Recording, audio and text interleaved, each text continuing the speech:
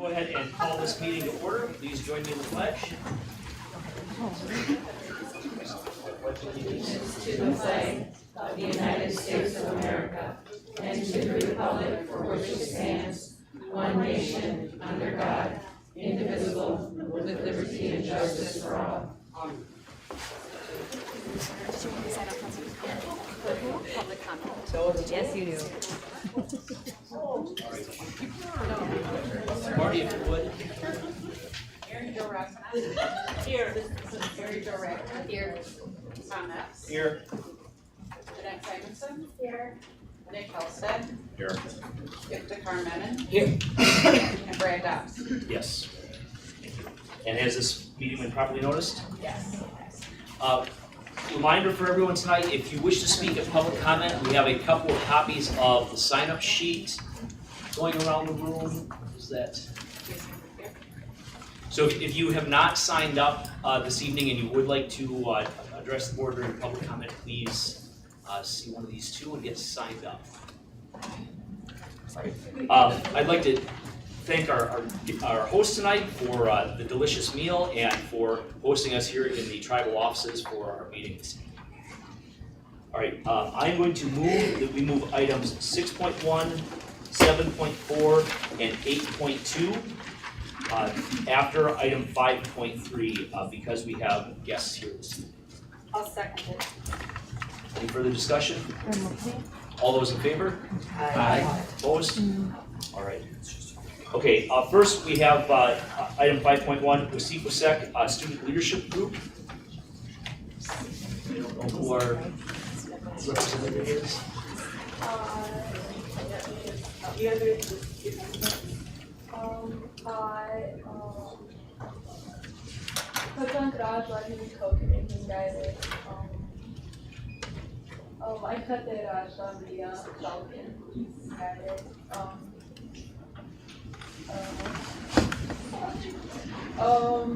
My name is Mia Falcon. I'm the president of Wasik Wasek, and some of the things that we've been doing this year. We've been doing a lot of volunteering, just raising money for our club. We volunteered for the Trail of Terror. I think we had a couple people, like 10, 15 people out there helping the entire time, setting up. And then right now we are working on a community ground dance, our Waikon night, and then our Heart Spirits event. The community ground dance, we just started talking about that like a week ago, but we've already started planning and trying to figure out what we want to do.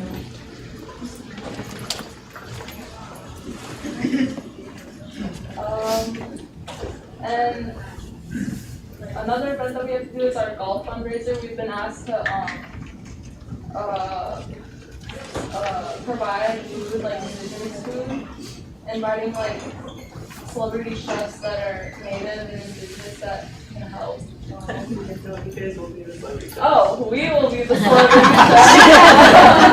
chefs. But you guys will have help from people that know how. But yeah, we're gonna have help from people who know more about stuff like that, yeah. Ladies, if you want to stand on the corner there, because I'm guessing they would love to hear you over by the coffee table a little bit so that you could face out and maybe both groups. There you go. Thank you. You're doing a beautiful job. I just want to make sure people don't miss your words. But yeah, that's what we've been doing now. Oh, our flag raising, we went to all the schools, and sang and rose the Houghton flag, and yeah. And then this last week, you guys had a Rock Your Moms week. Oh yeah, we did our Rock Your Moms week. We had like a dress up week. I think Monday was rock your braids, and everyone who was just showing up, yeah. And then Tuesday was rock your ribbons, or ribbon skirt, ribbon shirt, or dressing nice. What's the other thing? Wednesday was Neon Day.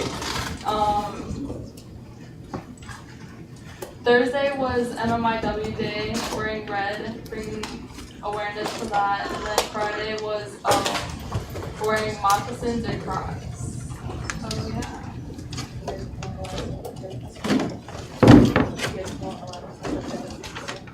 And just promoting things to show people that we're still here.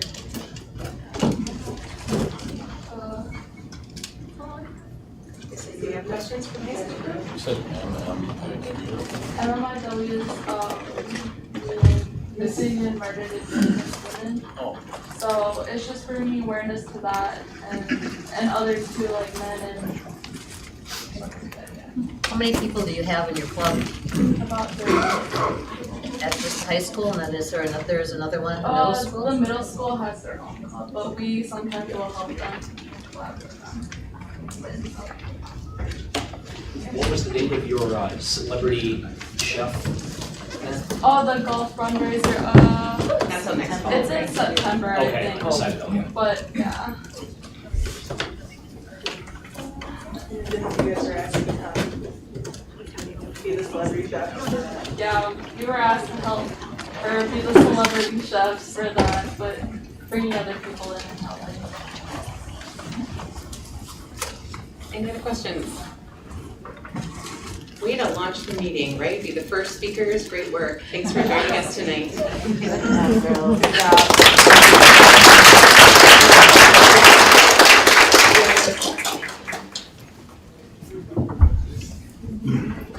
Good evening, I'm Tony Berger.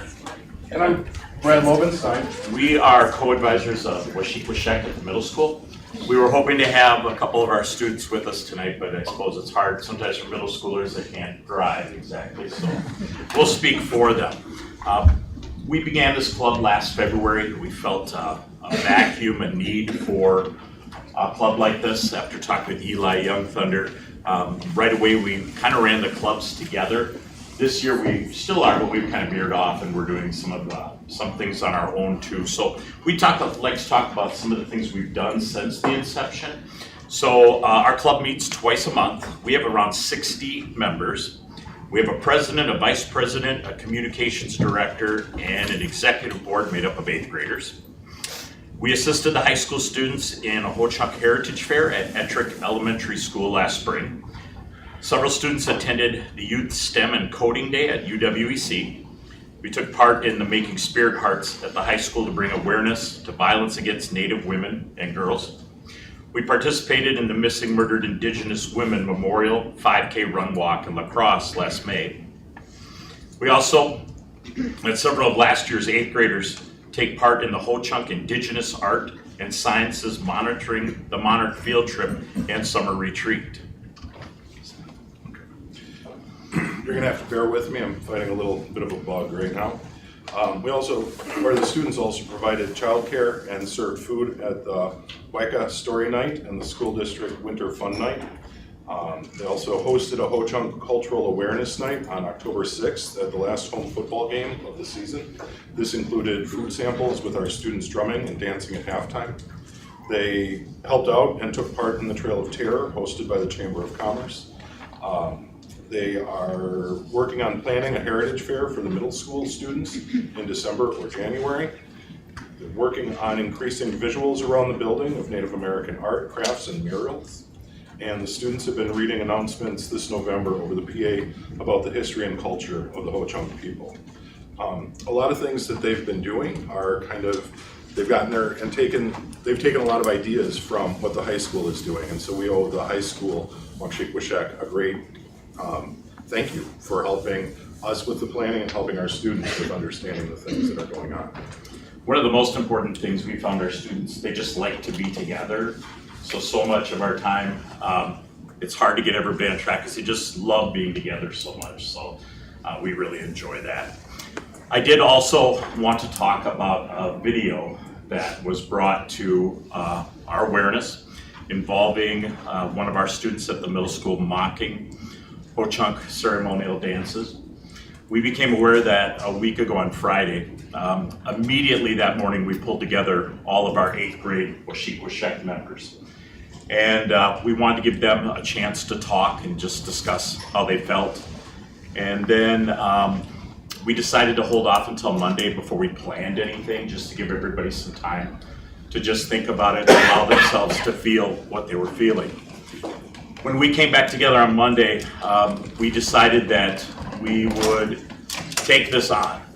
So the 8th graders, Ho-Chunk students, began to plan a meeting for that Thursday, and they planned the meeting.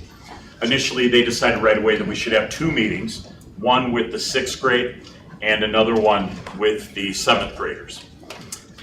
The students planned everything. They were the ones who took the initiative. They also asked the 2 students that were involved if they would like to come and apologize, which they did take them up on that offer. The meetings were kind of similar. We had one student explain to everybody exactly what was in the video. We talked about the specific dances. The grass dance, for example, and the jingle bell dance were 2 of them that were mocked. And so we had students speak about exactly what those dances were and why they're so important. We had students talk exactly about how the video made them feel. We certainly encouraged the students to talk about how they were feeling also. Immediately after that, we got together with Mr. Halney, who is our Dean of Students. He was in charge of a restorative meeting. So Mr. Lobenstein, myself, 5 of the students that are on our executive board are 8th graders, and there's 2 students that were involved in the video. Held approximately about a 15-minute meeting. I don't want to get in too much depth because I think a lot of what was said should stay in that circle.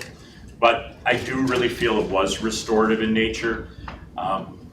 Students were able to look at them and tell them exactly how the video made them feel. At that point, I think at that point, we felt that there was some closure to it. And we were so proud, Brad and I were, of our students that they took this head on, such a difficult thing. And they were able to muster the courage to ask those people to come and to speak to them. We understand that everybody's healing process is different and nobody has any right to tell anybody how they should feel about it. But we do believe that progress was made, and we're planning to move forward. One of the things we did talk about was the Heritage Fair we're having. We asked the 2 students if maybe they would like to be involved to learn more about the culture in the case that they were mocking, and they both expressed interest in that. So we are going to try to get them involved in some way. That's all I have. If you have questions, anybody, I'd be happy to answer them. How many members do you have? About 60. We have a big group and it's a lot of fun. A lot of energy, especially the 6th graders. Lots.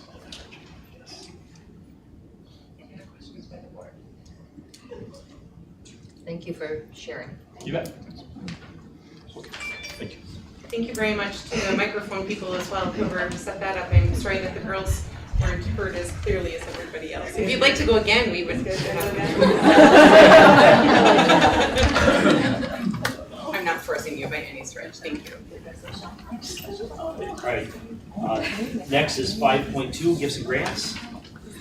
So I included, if I could just take a moment before we jump right in, I also would like to share some significant appreciation for this incredible evening. What a lovely way to start a meeting by coming together and sharing some amazing food. So thank you, Tony and her crew, who never fail to disappoint.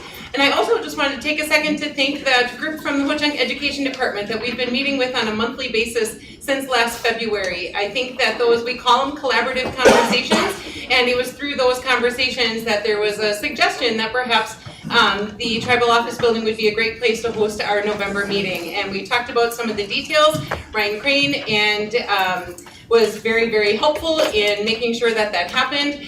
But it took all of you to decide to come and share the evening with us. And so I just want to share that appreciation that there's something beautiful about knowing that There was an incident in our community that shook a lot of people and was, I don't even know the word for it, something that happened that I wish we could stand here and say it's never gonna happen again, but we can't. What we can do is say that whenever things happen, we can react as consistently as possible. We can do the very best we can with the students in front of us.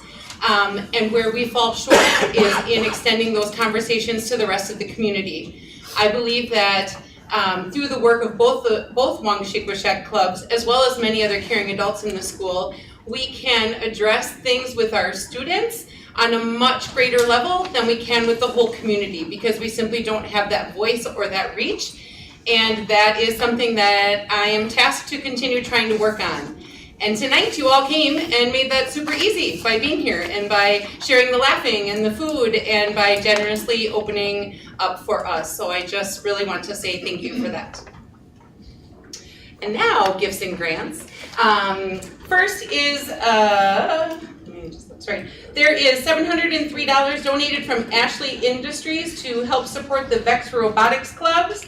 Those guys have been getting into more and more competition, and Ashley Industries is extremely generous in their support of that work. So I would make that recommendation to the board, and then there's one other gift after that. I make a motion to approve that gift. I'll second it. Further discussion? All those in favor? Aye. Opposed? And then if Mr. Casey Brown would come out. All right. Hi there. Do you want to put the context in? Sure. So the Child Care Task Force had a beautiful fundraising dinner a couple months ago, and they had a youth art auction. So all of the amazing artwork that was there was made by different child care providers throughout our community. And this beautiful ribbon skirt with the children's handprints in that beautiful box was there. And it was up for auction, and I was like, kind of would like that. And Casey is much better auctioneer than I am. And Casey won it, and I very selfishly said, oh my gosh, Casey, good for you. That would be so cool at Red Creek Elementary. And he's like, yeah, it would. A month later, he calls me and says, I would love to make a donation to Red Creek Elementary. And tonight seemed like a great night to make that happen. Well, yeah, basically, I've never won an auction before, except for like on eBay. Everyone's won an eBay auction, right? I'm sure you've won an eBay auction. I had a paddle and everything. It was intimidating. Like it was. But I mean, as much as I just wanted to put this up in my bathroom, this is obviously a piece of public art, and right away when I got it, I knew I wanted to keep it somewhere here in Blackaroo, because it was actually made at the Ho-Chunk Head Start. Miss Muriel there with the students, they put their hands on there. So that's the context of it. So I was like, where's a good place for it? And instantly I'm like, the school. Even before Shelley talked to me, sorry, Miss Severson. Mrs. Severson, she was Shelley was my choir music teacher, so it got weird calling her by her first name. Anyway, so Shelley, she said the same thing, and I knew I wanted to, and I just trying to figure out how to do it. But yeah, I am very glad to be donating this piece of public art that's going to be going up in Red Creek, my alma mater, the school district. I love doing that, and I guess I will also talk about public art. I will just plug. The Ho-Chunk Nation now has an Emmy, and it is for someone that was really big on public art. It was Truman Lowe. There's a video called Exploring the Artistic Process of Truman Lowe, made with the Ho-Chunk Nation in collaboration with Discover Wisconsin. Please go on. It's very short. You're not in for it's like 6 minutes. It's in the under 10 minutes category, that one, for short film. And it's just wonderful. And yeah, so Ho-Chunk Nation has an Emmy now. Thank you so much, and I'm so happy to get this to you. Thank you, everyone.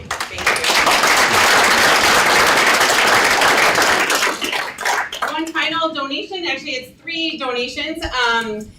There is $500 that is being donated to each of the middle school and the high school Wasik Wasek clubs, and there is $500 being donated to the high school student leadership class that Britton Slowey teaches. Mr. Dobbs chooses to donate his salary as a board member back to the district in areas that he finds calling for student leadership and looking for opportunities. And so he selected those 3 clubs as a good way for students to have some more opportunities. So that also needs approval. I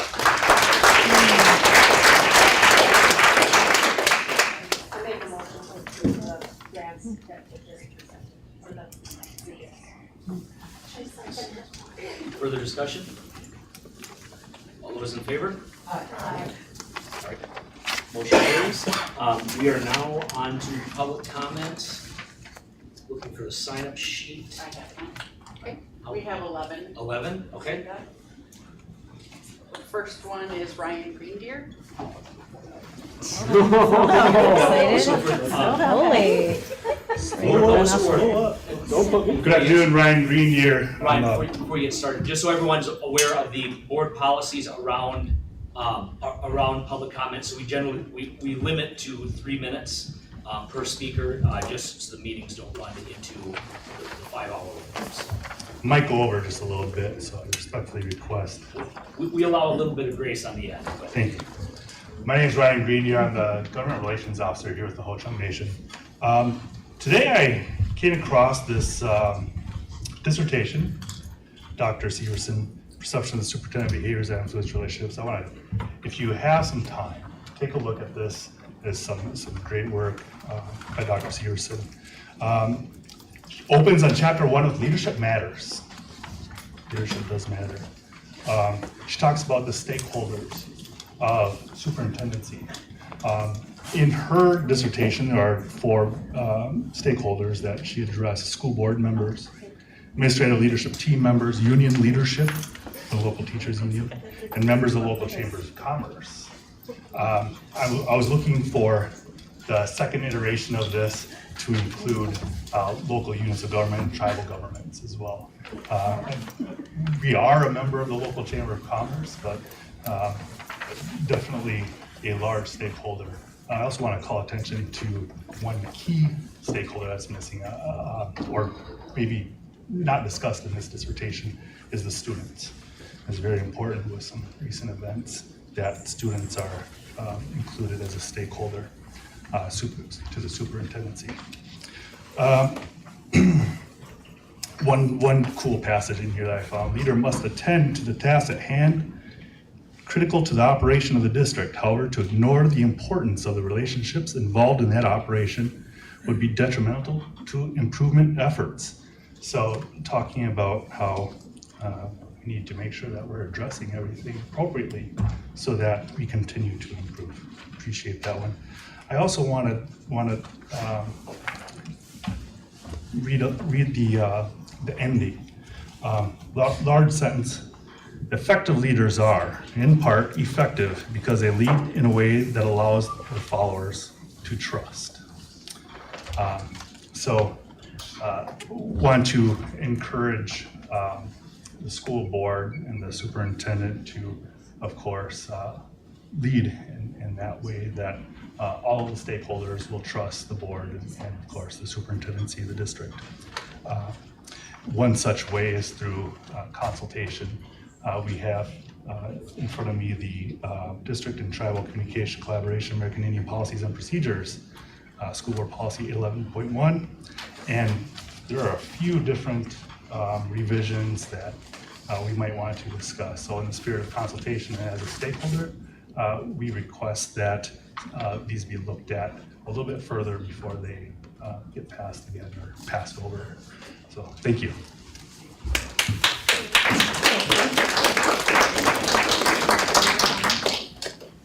Next person is Patrick Houghton. Pat. Do you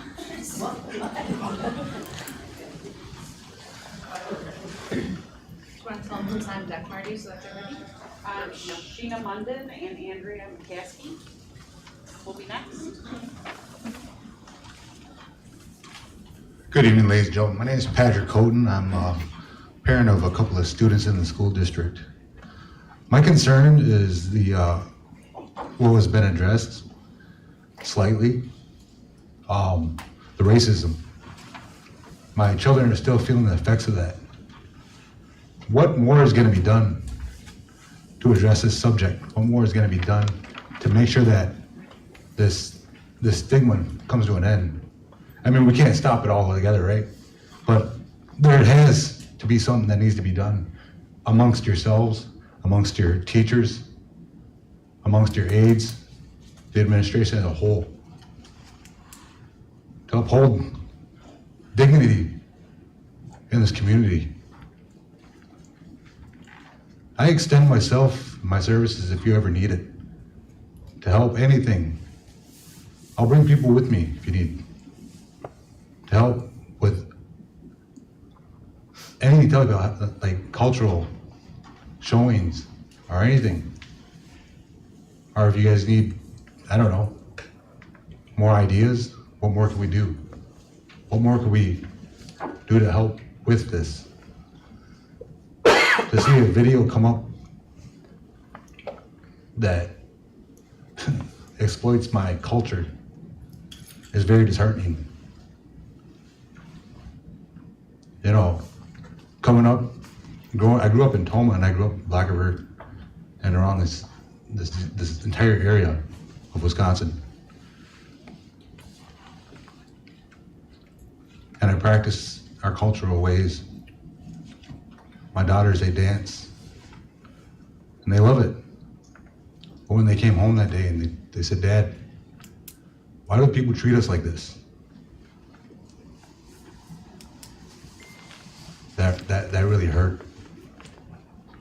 To see the hurt in their eyes. People are making fun of us. I say you can't control what other people do to us or say to us. But somewhere along the line it's gotta stop. Somewhere along the line, we gotta teach them better. I teach my kids to try and respect everything that everybody does. But when it's affecting them and they come back to me and I didn't have the words to say much more because I was getting irritated by it because I've been growing up with it my whole life. We all gotta live together and we all gotta work together. And these kids, they have small minds and they're growing up and they're seeing this. These are tough times, but we don't need to learn from them. We don't need to embrace the fact that they're gonna be tough times. We need to embrace the fact that we need to change. And it starts with the parents at home. It starts with us as an adult. So I ask you, please make some sort of reform, update the policy and make sure that, you know, that it's not just the Native American culture or, you know, it's everybody's cultures that are respected. That's all I have. Thank you.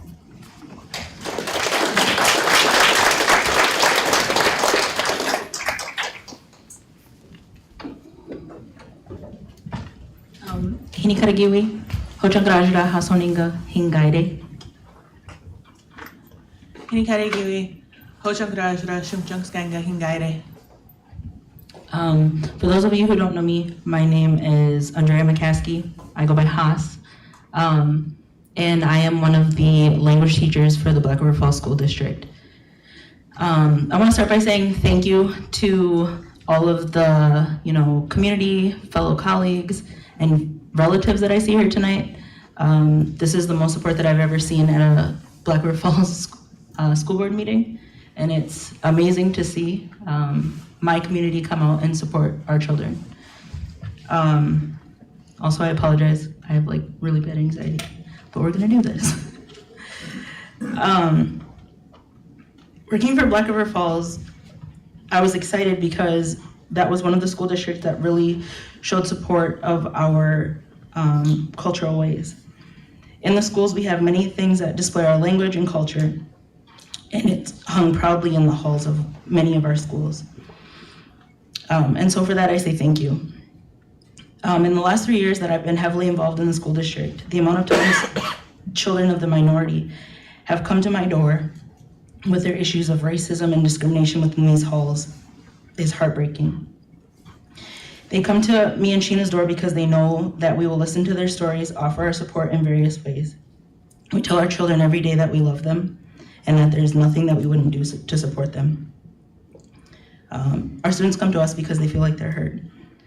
Last school year when that video surfaced, many teachers, many situations didn't address it right away and didn't know how to address it. They wanted to collect their thoughts. In the Ho-Chunk classroom, we didn't have that luxury. We had to address it immediately with our students. Never once did we offer our thoughts or opinions on the situation, but we created a safe space for them to express themselves and be heard. The things that our students disclosed to us were absolutely heartbreaking. The seniors that we had last year for the Wasik Wasek decided that they wanted to be the ones to address their peers with everything that happened, and they were allowed to do so by admin. And admin was extremely supportive. This year, in light of the different issues that we've had with the volleyball, some fights, and now this video that has gone public, it really broke my heart. Once again, we didn't have an option to ignore it in our classroom, and that goes for both of my classrooms because I work both at the middle school and high school. I offered a safe space for students to express themselves, and some of the comments that they told us, I asked their permission to share anonymously tonight, so you can hear how some of the students within our classroom, within our halls feel. I had a student say that they wished that they were a part of the majority, so they didn't have to deal with this, the pain of being mocked and dealing with racism all the time in these halls for simply being who they are. Another student who considers herself as white passing said, "This is why I don't tell people that I'm Native when I first meet them, so I don't have to deal with the racism right off the bat." One of the most common things that we heard was, nothing is going to happen because nothing ever happens in these situations. I drove home from work that day absolutely shattered, in tears from Black River to Toma. Our students are feeling unprotected and unsupported in this district. And this is also something that is, this is also a feeling that is shared by a lot of families in this district that either went through the school system here or have moved here. They feel as though nothing is going to be done. And I can't be a face in that hall and hear that anymore, that they don't feel like anything is going to be done. We need to make some changes. I don't have the answers for what they are, but I know that what we're doing now isn't working. I know that things won't change overnight, but the distrust in their school district really doesn't sit well with me. I was wondering if we could promote the talking circles that Ryan Crane had been hosting, as well as possibly creating some affinity groups for different minorities of our school. They don't all, they don't all have to be race-based. We have we could offer things for LGBTQ, blended families, children that are living with family members. There are many different ways that we can support our students, but I think that they need to feel safe and supported in our school district. Once again, Henny Katagiwi. So recently, Haas and I attended the ACFO conference in Chicago, American Council on Teaching of Foreign Languages. And something that was the main theme there at this conference was social justice issues. One of these solutions to helping these within school districts and for kids were these affinity groups. Affinity groups ensure an inclusive environment where all are valued, included, and empowered to succeed. The students need to be able to feel themselves at school. And that's where affinity groups come in. A group of students who share an identity are going to relate to each other in ways they can't with peers and who can't or don't understand their experience. Now, this is something that when we went to the session on affinity groups that we thought could benefit our school district and help our students, because it's not just race-based. Neurodivergent students could benefit from this. A lot of these kids deal with things that they think they're the only one. So working on how to develop affinity groups and to put them in school may help with some of these issues that we are facing. And it would be separate from a club. Affinity groups are not a club. What makes affinity groups different from clubs is affinity groups are basically like talking circles like Ryan Crane does, but for people who have these same issues that they're experiencing that they might not realize others are. And once again, it doesn't have to be just race-based, LGBT, neurodivergent students, just these kids that can have the safe space to talk. And I guess that's all we have to say on this issue.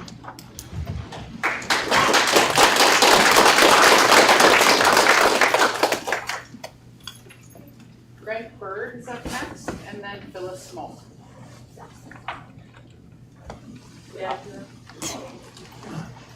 John, Dick, and Mandy Young Thunder are the ones doing the talking circles moving forward. So just throwing that. I don't know. I was wondering, I was like, good job, Brian. Yes. Right here, can you take the stand up and let them know it's you? Hey, good evening. My name is Greg Bird. I am a former basketball coach for Black River Falls. I was in that position for, this would have been my 9th year.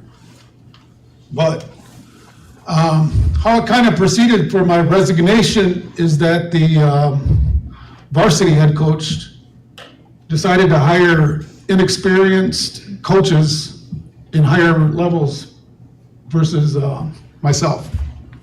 So I was kept at the C team level. The present JV coach came in, this would be his 2nd year, he came in with no experience. And then I found out through an email request to the present head coach about him and I speaking in the past about me being promoted to the varsity assistant position, which has been vacant for 2 years. Nobody's ever applied for that position. But yet, in our conversations, he's never honestly told me why he wouldn't be offering me that, and he never has. So, in that email response that he sent to me, is that his plans were to hire his son, who graduated from Black River Falls last year, hire him as his assistant.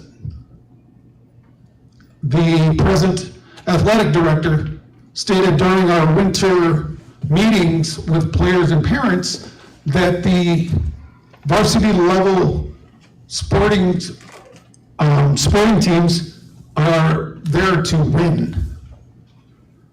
So when you have a head coach bringing in non-experienced coaches to assist with that, that formula doesn't work. And that my resignation came up with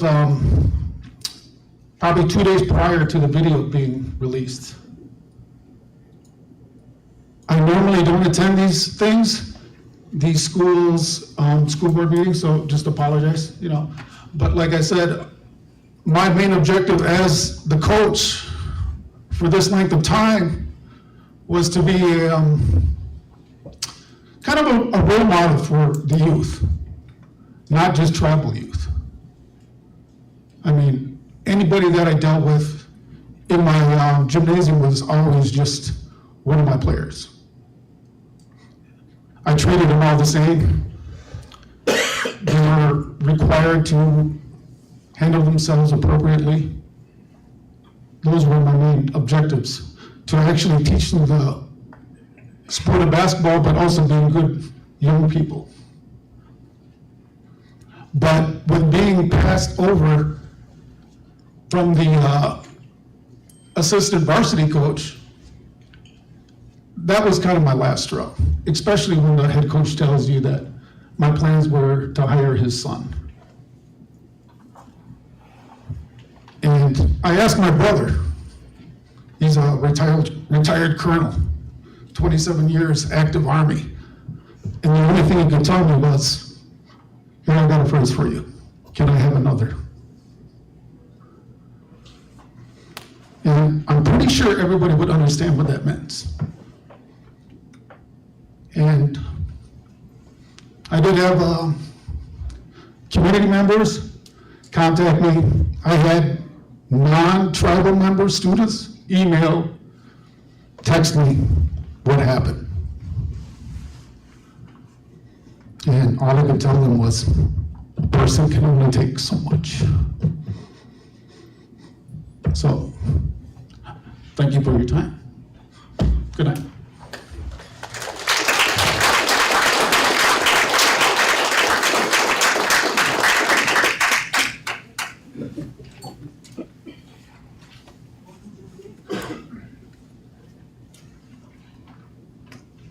Good evening, everybody. My name is Phyllis Smoke.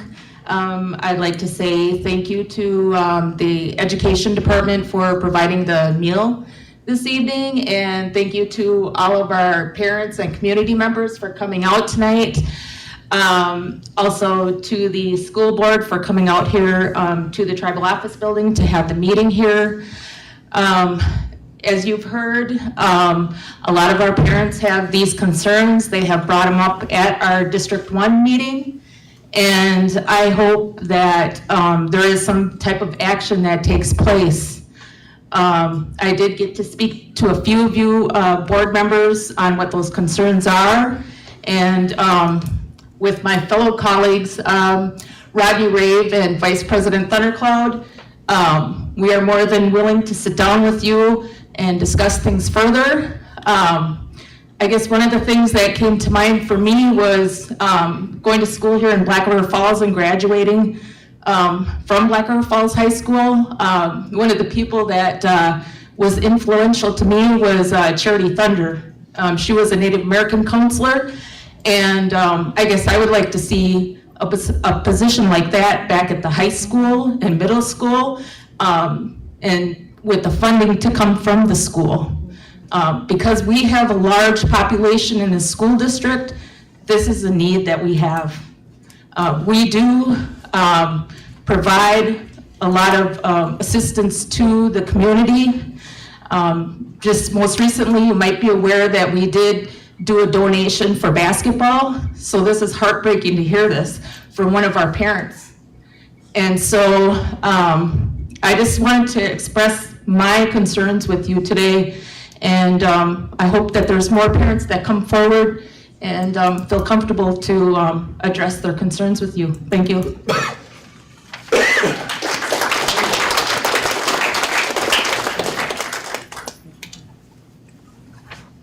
Bethany Redford is next, and then Heather Green.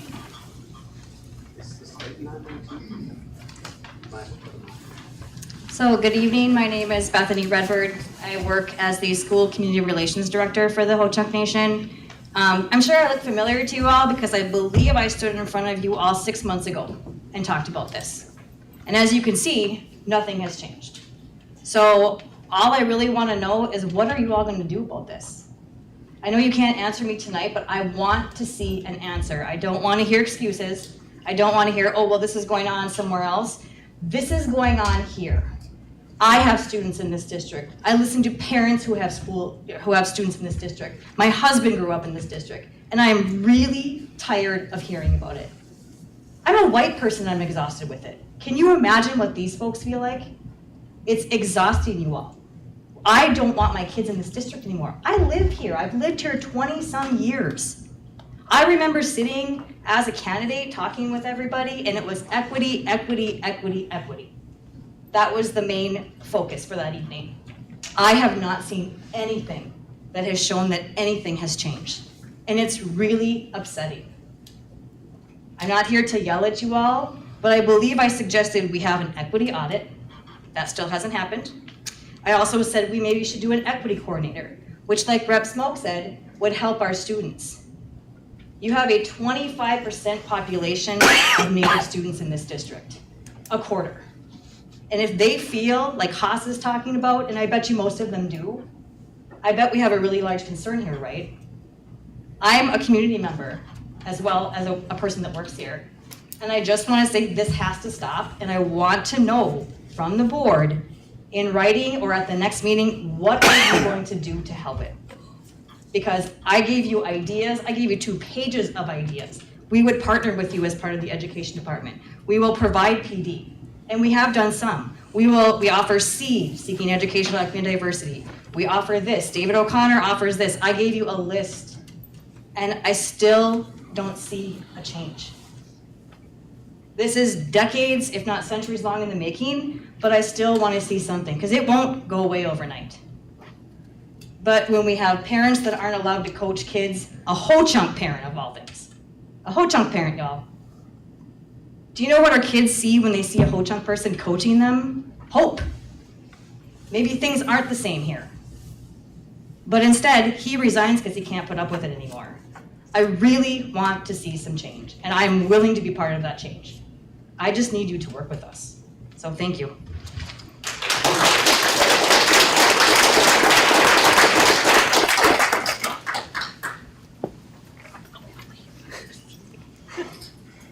Good evening. I'm just gonna keep it short. Thank you for meeting with us. Thank you for hearing our concerns. I hope our concerns do not fall on deaf ears as they have many years past. And we had a meeting, last month about sports. We had a meeting last month about sports. I hope you guys were aware of it. I hope it was brought to your attention. Because there's a lack of miscommunication with the school. There's a lack of miscommunication with the school that Dr. Severson didn't know about, that the athletic director didn't know about. So I'm hoping that there's not a lack of communication between that meeting and you guys of what happened. My Dega here brought up the fact of what's going on. Now we talk about racism, we talk about how to end it, and it's obvious and it's very apparent that it starts higher than these students. This is a learned behavior. And if this is the type of, I'm sorry, let me settle down here. We should not be promoting this. We should not be promoting this and we should not be endorsing it. And that's exactly what you guys are doing. That's exactly what's being projected upon us. These kids are learning this. They see it from the teachers. Last year when this video came out, fell on deaf ears. The high school principal and the assistant principal both acted like they didn't know anything. They didn't know what happened. Just oblivious, acted like it. The principal is gone now, and now the new assistant principal is the principal. And I'll flat out tell you, both of you knew exactly what was going on and you guys failed to do anything about it. You guys failed to protect these children. You guys failed to have them have a good voice. This type of behavior is what brings these children all this negativity. All of this.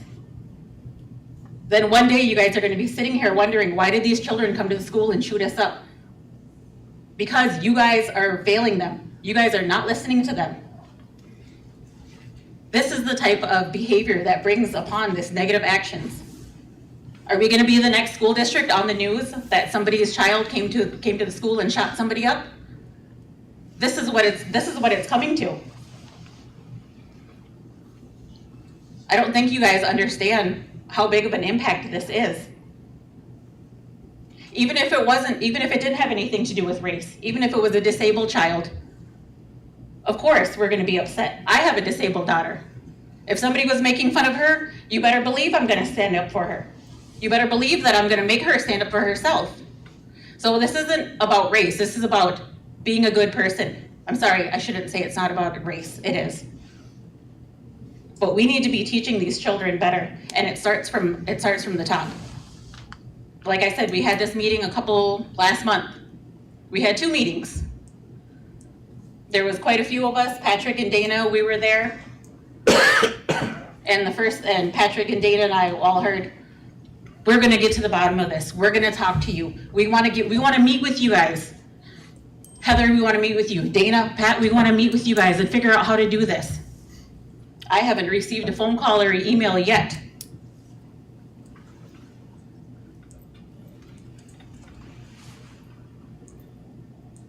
So I don't know what you guys need. I don't know what more we need to get this going. Like Bethany said, we have tons of resources here. Your main job is to stimulate these children. Make them better than what you were. I know that's what I want. I want my children to do something better than I am? How wonderful would it be for our children to be something great, and then for them to say, I came from Black River Falls. Dr. Severson taught me. But no, that's not looked at. That's not looked at one bit at all. That's all I have to say. Thank you.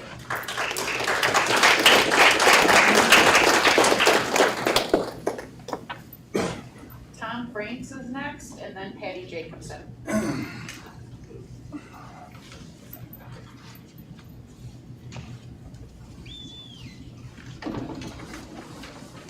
Hello, I'm Tom Franks. I wrote a letter to the editor in the Banner Journal last Wednesday, and it's addressing you guys probably read the letter, and it's addressing the need for protection every school in every school in the county. There's actually 7 schools, and I've had teachers over the years say they came to the board asking for armed officers to be in every school because they don't feel safe, the kids don't feel safe, and this duck and cover drills you do, you guys, I take it, I've read, I don't know what they do in the schools here, but I've read they all do duck and cover drills. I used to do duck and cover drills back in the 60s. And they didn't work for nuclear bombs. They ain't gonna work for any violence in the schools either. And this has been going on for 40 years. And like you guys probably read my letters to the editor, and the county should be responsible for this because it's a county issue. There's 3 different districts in the county. Plus, the schools should take their share of the expense on this. And you would have many kids coming into the schools from other counties. We got 7 counties border on Jackson County. Every one of them, all you gotta do is get the kids to the first bus stop across the line. They come here, they bring their $12,000, I heard it is, per kid for state aid. 50 kids come in, you just paid for them. And we need an officer, everyone. Do you have one resource officer right now? Shared with 2 others. What's that? It's a Jackson County officer, so also serves Melrose and Home Okay. Center. Well, I wrote a letter 8 years ago, and at that point, the county in 5 days had 2 officers, and they could do this right. Tomorrow morning, they could have an officer in every school. And they need to get it done, and you read my letter. They take Homeland Security. The county gets Homeland Security people there. I've never heard of a shooting in a courthouse, but 8 years ago, it was I that went to the meeting with my kids, held up signs, no protection for the kids in schools, but the courthouse with bulletproof glass, and it's $100,000 office for putting that bulletproof glass in the 90s. They started in 95. By 2000, it was all in, except for the county clerk was the last one who got hers in 5 years ago. I don't know why. But bulletproof glass, nobody can get at them. And they wanted to put 2 officers in, and me and my 3 kids stood there with signs. First was outside. When the meeting started, one inside held their signs, didn't say nothing. And a county board member said, Homeland Security is telling us to do all this stuff. We even got to shut the curtains on the windows while we hold our county board meetings. That's what they're recommending they do. And they recommend get 2 officers and metal detectors. I've been to Monroe County, Monroe County, Trumbull County, and Clark County. You can't get in there unless you go through a metal detector, you empty your pockets, just like going into a prison. Empty your pockets, you go through a metal detector, then they wand you, and then you can go in. And every one of them are bulletproof glass in the offices. And you're sitting here with 3,000 kids in these 7 schools with nothing. And you put these little things that say no guns allowed. I don't even know if you put them on the doors anymore, because that was a joke. Had actually instigated people thinking, oh, there's nobody here with a gun. We need a cop in every school, and it's easy to pay for it. The money coming in, you advertise it, they'll all pour in here from other counties because nobody else protects their kids either. I don't know what this is going on. Only place they put cops in schools is in big cities because the gang problems. Without they got so many problems. It wouldn't be a shooting, it'd be a massacre because all the gangs would fight. And because they'll have 50 different gangs like Milwaukee. They have to put cops in schools or they wouldn't survive. But out here in the country, oh, it's all safe out here. But I've been watching these shootings going on for 40 years. And none of them are held in Chicago or New York City. Why is that? They always walk in through the woods. It's because this is where the crazy, you're talking about, racism, different reasons. People always say they got picked on or something, and some mental health problems. And some of them they got picked on, a lot of them. But that's not, parents should address their kids picked on. I have no problem with that at all. Because I don't understand this. Back when I was a kid in school, I don't remember picking on anybody. And as for that coach, I remember one person from the Ho Chunk Nation was back in '73 when I graduated. I think her name was, Black Deer, if I remember right. That was the only person that worked in the schools. And I think a guy that has got more time in, somebody ought to step in on this board and put him in. You don't pick your own son. That's what's it called, nepotism or something? Yeah. So anyway, read the articles in the paper if you ain't already read it. But it lays it all out. But duck and cover doesn't cut it. And that's terrorizing the children too. And I remember to this day in '62, we were still getting underneath the desk. I was in second grade, I think. Still getting underneath the desk for a nuclear war. It wouldn't have worked. And getting underneath the desk now, and like I say, I don't know if you guys do duck and cover. You said they don't here. Because that would be flat out terrorism for a little kid.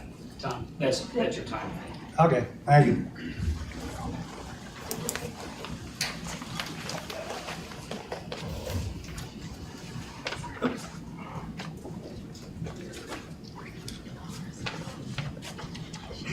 Patty Jacobson from the town of Manchester. And I too would like to thank the Ho Chunk Nation for having this meeting here. It's wonderful to see so many people at a school board meeting.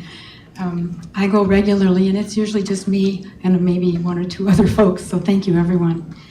And I'd like to start out with thanking several members of the administration, Mrs. Penza, for helping the school and the teachers for controlling the cell phones a little bit better in the classroom. I think that's a good policy and hopefully will help with learning. And I'd like to thank Mr. Jar for reinforcing in Red Creek School the importance of getting to school on time with their new sign-in procedures. My concern is academics and is for all of the students here. In spite of our beautiful buildings and the resources that we have, our students continue to struggle with less than half able to do grade level work. And it's been frustrating that these numbers have been relatively unchanged for the past 10 years. I was on the board for 7 years, so I know the numbers. I think this should be a concern to everyone.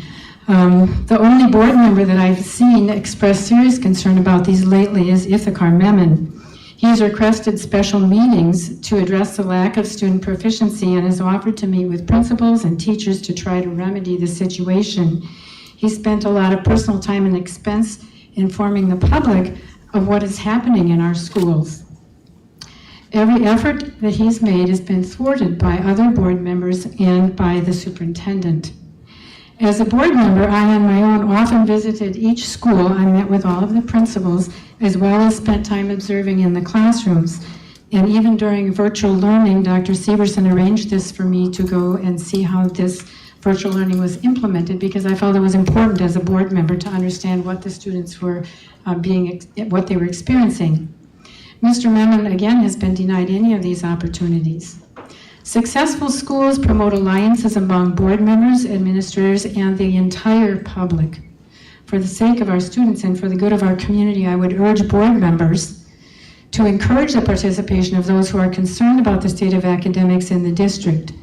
New ideas specific to our community and the populations that we have here in this school district of Black River Falls are desperately needed. Thank you.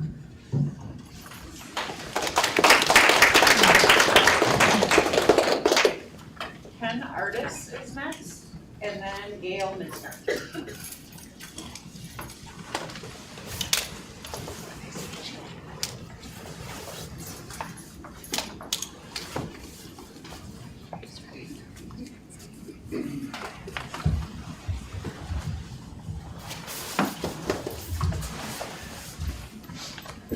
Thank you for the opportunity to speak.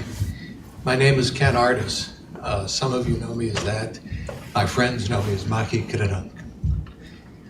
And I served on the school board for a period of time and had the opportunity to observe from students who would come up to me and talk about what was going on in terms of how they were made to feel because they were Native children. And I heard enough to realize that there is a very dark side present in human nature. And many years ago, my father talked to me about the dark side of human nature and prejudice. And after listening to him, I asked, is there a bright side? And he said, yes, there is. Everyone's got the dark side, everyone's aware of it, and when it comes up, you stop it. That's the bright side. And we're not seeing very much of the bright side here. Matter of fact, none of it. When I saw the video of that kid dancing, I realized that what he was doing was mocking something which is significant, even holy, and it would be as though somebody from this community decided they want to draw a mustache on a portrait of Christ. That's the equivalent. And think about how that would make many people feel. Not very good. But what I saw on that tape made me feel sick. And I don't think that you will be able to do very much because I don't think that you acknowledge that you have a dark side. And until you do, you'll never find the bright side. Thank you very much.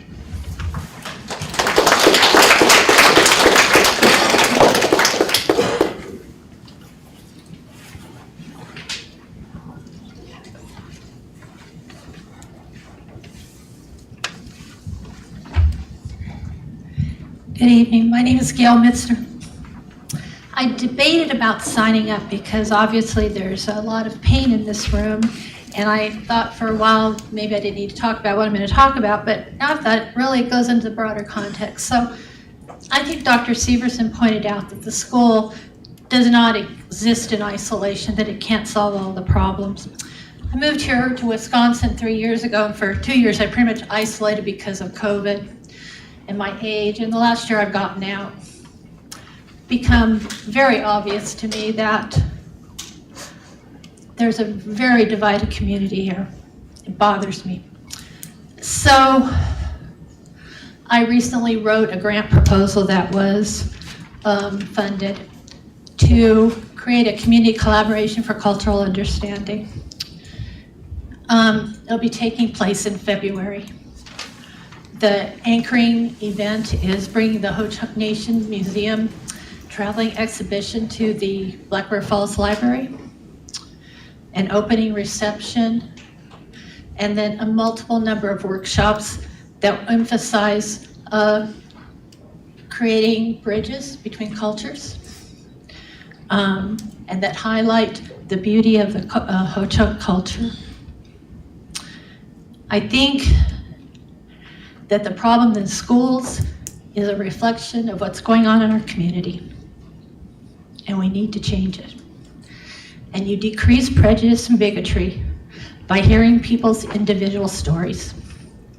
And you understand that while they may look at life differently, we have a lot in common, and we need to find it. So I would invite all of you, if you'd like to get involved, we have a number of community organizations that are getting involved. And I actually came here to ask the school board to become part of that coalition. One of the things we're doing is we are bringing the 4th grade. They've already accepted our invitation to visit the exhibition and to have another little talk on culture. We've invited the 5th grade, haven't heard back from them. We've got funding for their buses if they need it. So that's one way we're reaching out. And so anyhow, I hope you all will join us as part of our community coalition, create a better community that leads to better schools. Thank you.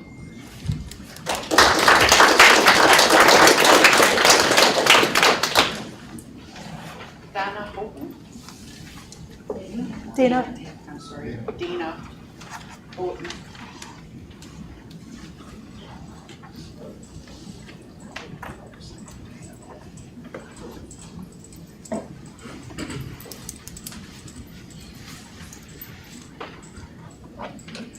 Good evening, everyone. I am Dana Houghton. I have children in the school district, and I did bring up the whole sports thing a while back, and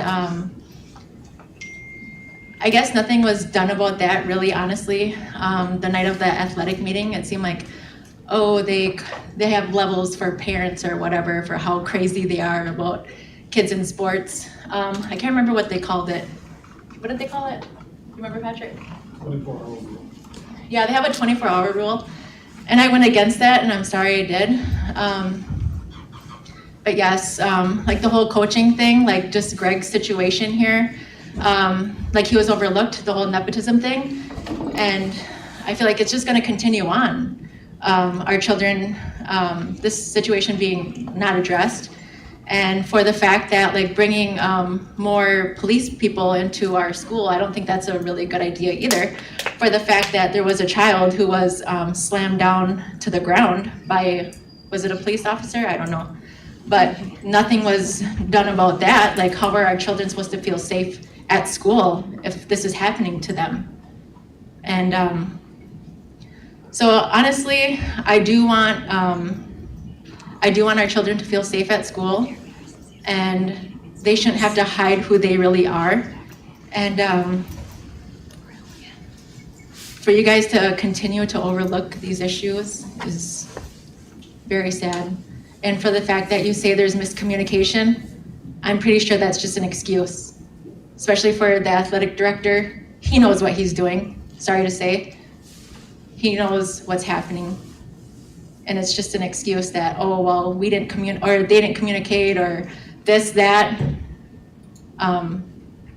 You just keep saying that it's not a big deal when really it is. And I'm sorry to say this, my kids are gonna be in the school district for a long time, and they're gonna have to deal with this. It's hurtful for our children to have to deal with this, to feel like they're an outsider when really they're not. They're just one of us, but yet they look different. Sorry. And they come home and they come crying to you saying that they feel out of place and they don't know what to do. And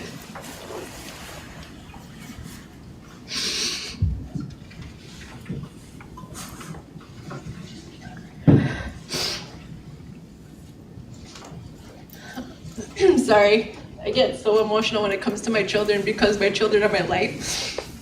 And I went to school here my whole life, and I've dealt with the same issues where teachers single me out. I was late to a class one time. The teacher, Miss Teedens at the time, she said I had to stay after. She made me miss my bus. Then the next time, these other white kids, sorry to say, came in late. They didn't even have to stay. She didn't say anything to them. So I asked her, I was like, well, why didn't you make them stay too? I was like, you made me miss my bus. And she's like, oh, it's okay. They're okay. You know, so how did that make me feel? Singled out. And I am done dealing with this, so please do something about it, please.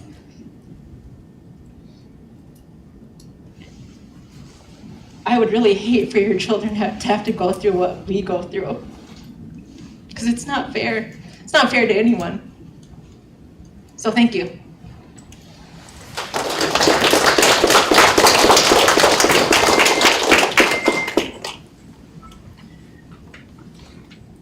That's it.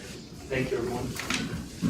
All right, we'll move on then to item 6.1, which is our focus on purpose, our 6th, 8th grade math team.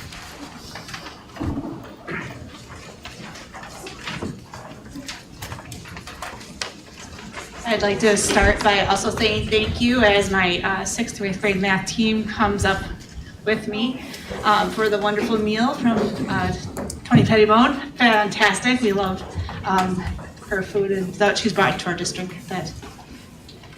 So I'm here. What we have is last month we had the K through 5 math team talk about math curriculum. And so they've prepared a presentation to talk about where they are at in their curriculum cycle.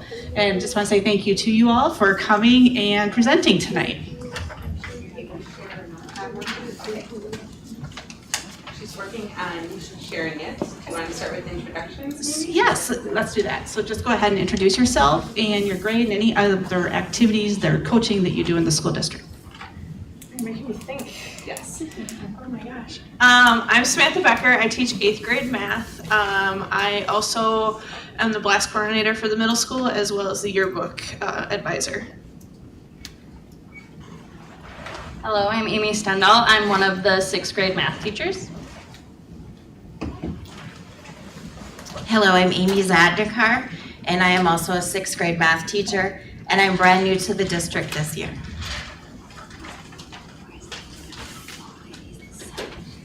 I'm Jennifer Krista. I'm the math interventionist at the middle school. I had taught 7th grade math for many years before that. I'm also the math PLC leader for the middle school, and I am part of our middle school guiding coalition team. David Crowell, I teach 7th grade math.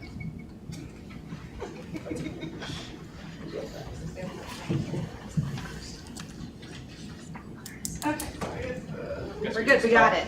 Got it? Yeah, Okay. Sorry, Mr. Epps.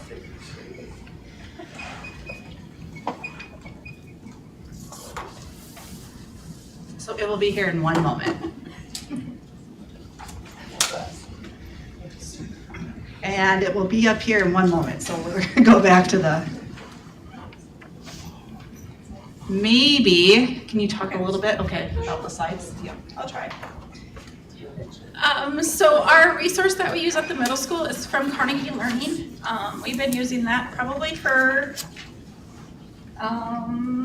7, 8 years maybe, in all 3 grades.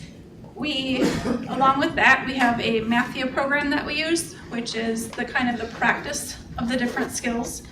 Our in-class work is a lot of problem solving, a lot of collaborative learning within our groups, and then they have the Mathia time so they can individualize their pathways and work on the skills at their pace.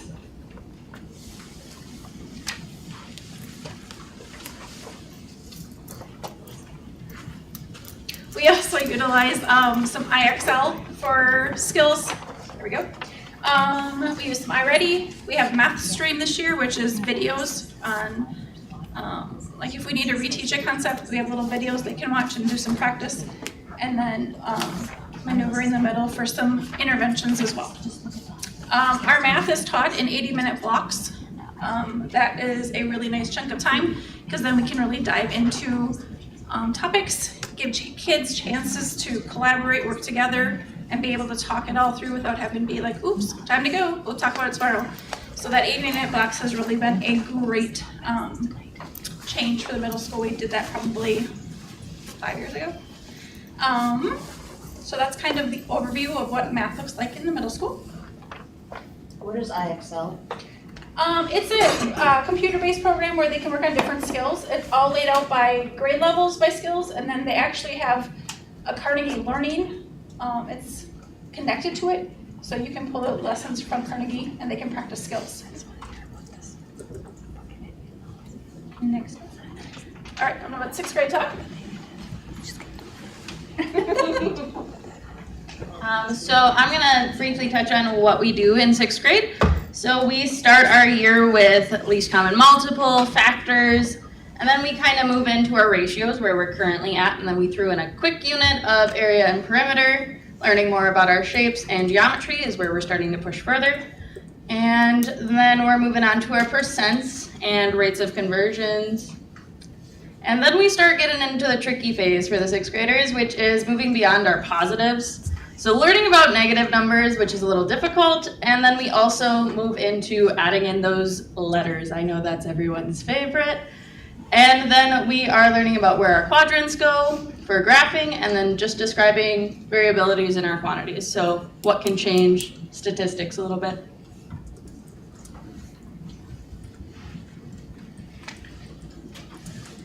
So these are some of my students going through their productive struggles. We have learned definitely with our students being able to use manipulatives to help them work through their struggles, to encourage them to embrace those struggles. Not everybody understands math at the same rate or understands it the same way.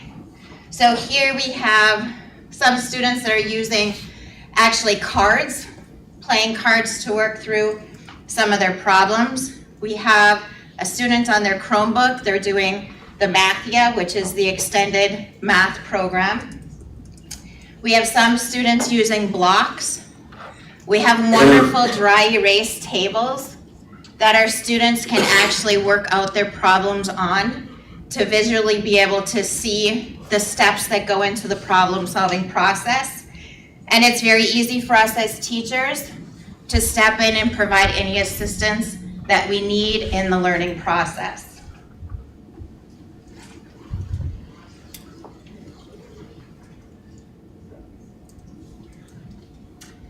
And then this is my classroom as well. The activity they are currently doing is we got to have Lucky Charms and we were talking about ratios. So the ratios of marshmallows to cereal, they got to take that more into a practical use that they might see every day.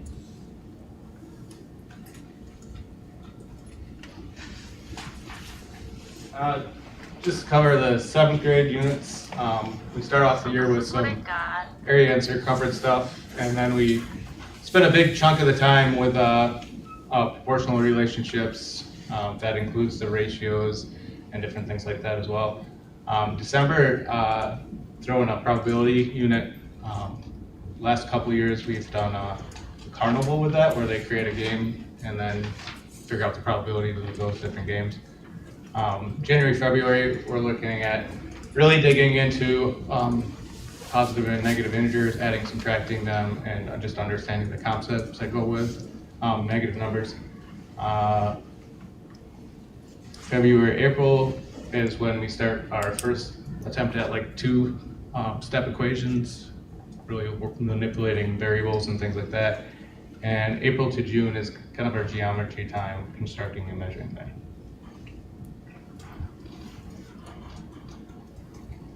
Just some examples of some kids working together as a team. One thing I would really like to do is have different colored dry erase markers for each kid. Just encourages everybody to be working on that table at the same time, sharing their ideas. Really encourage them to solve things in different ways, so trying multiple ways, especially because some kids understand how to do it this way, some kids understand how to do it a different way. It really helps just clarify things for them.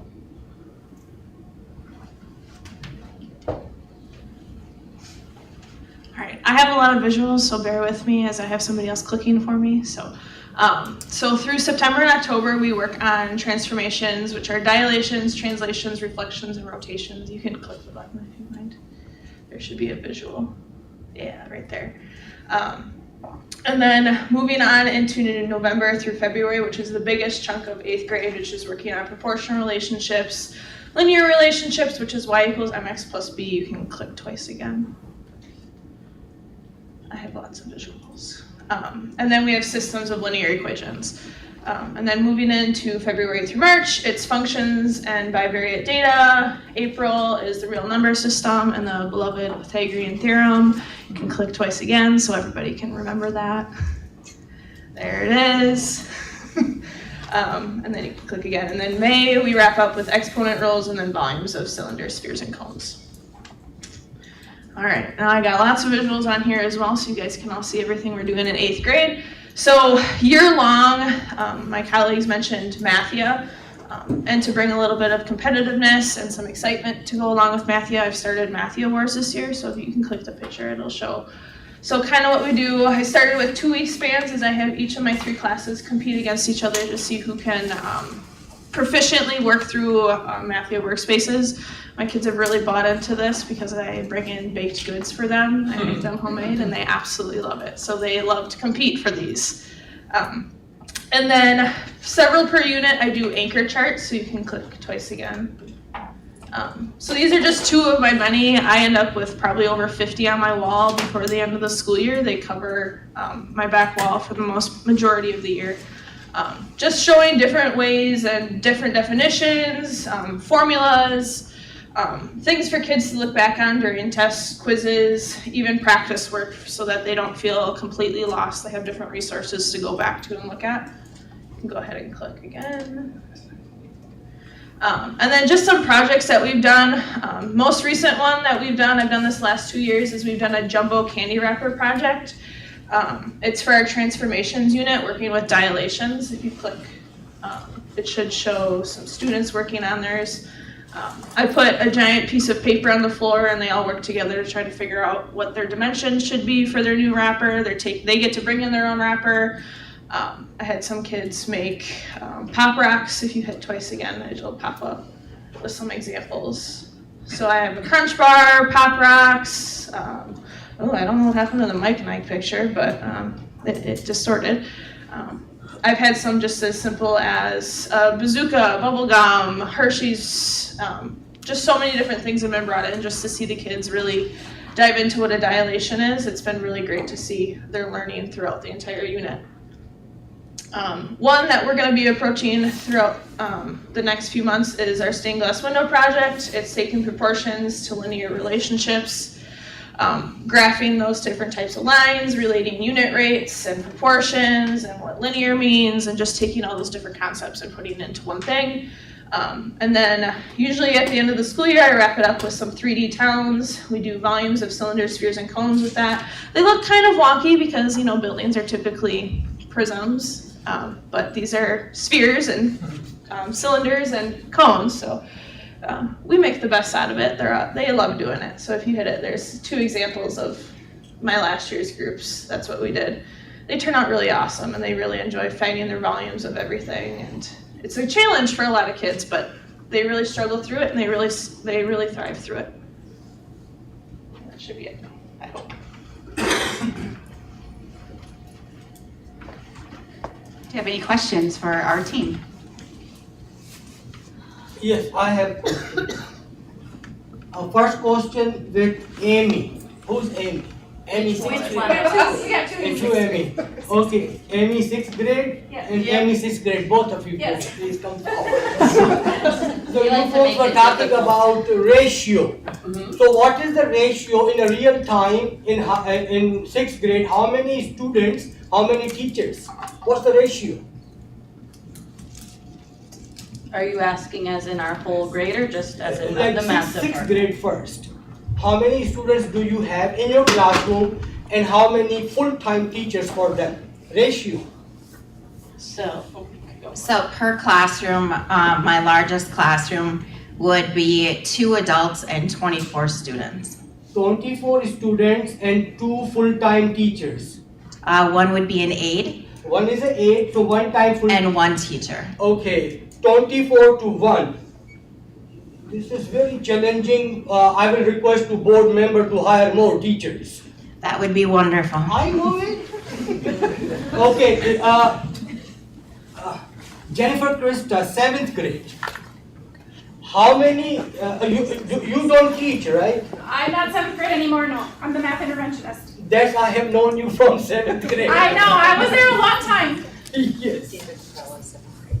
David is 7th grade. Okay, David, you are in the 7th grade. Yeah. How many students do you have in the classroom and how many full-time teachers? A ratio.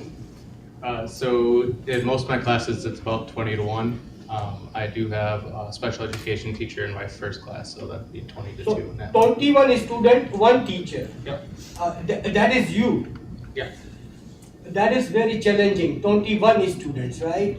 And many of them are whole chunks. They understand mathematics differently with a cognitive instructor guided mathematics. Okay. They have a total different approach. Okay, now 8th grade. Yes. You were talking about ratios. I love ratio.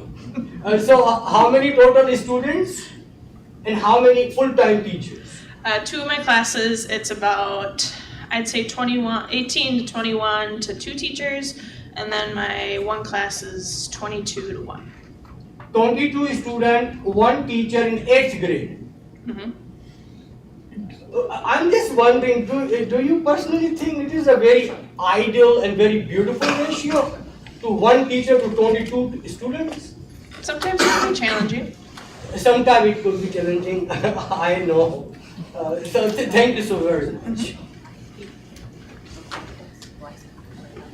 And where's Becky? 8th grade teacher. If you're Right here. That's me. Samantha Becker. Samantha Baker, okay. Are there any other questions? Yes. It's a mathematics. Currently, 9 students in tier 3. Right? Yes. And according to my last newsletter which I issued in sometime August 8, there are 173 students are behind in their own grade level. So you have only picked 9 out of 173. What happened to the rest of them? Those are the only 9 working with me as a tier 3 interventionist. There's 1 of me and I only have so much time in a day. That I personally know. So the one Jen, Krista, she pushes in multiple classrooms, and she's also then able to make those connections for students who are below grade level in the actual classroom with the regular ed teacher. I'm coming to that. So the 9 students are in tier 3. You are helping them, those who are behind in their own grade level. Yes. According to my information, I will show to you sometime, there are 171. Okay. Now there are 452 students, 1, 2, 3, 4 grade level behind. What about them?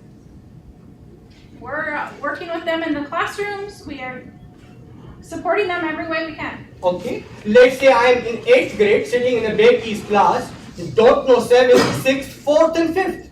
I will sleep. So would you talk about IXL at that point, small group instruction? So a part of our block, our 80 minutes blocks, what we do is we don't, just sit there and do whole group instruction for 80 minutes. We do it for part of the class, and then the other part we do small group instructions. So we look at what skills kids need, we pull them together, and the teacher works with that small group on that skill multiple times until we get them to where we need them to be. We also have target time.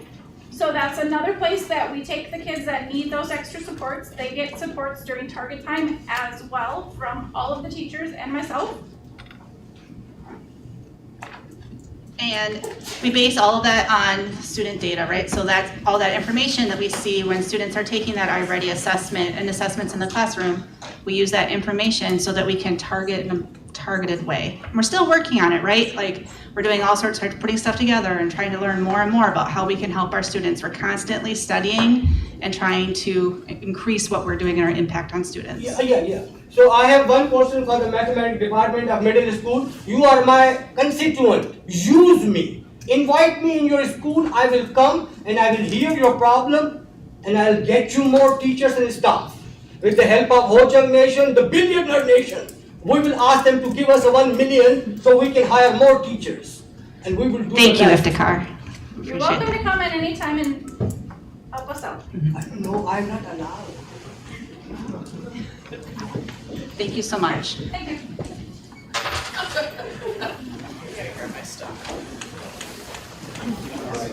There's nothing more for that team.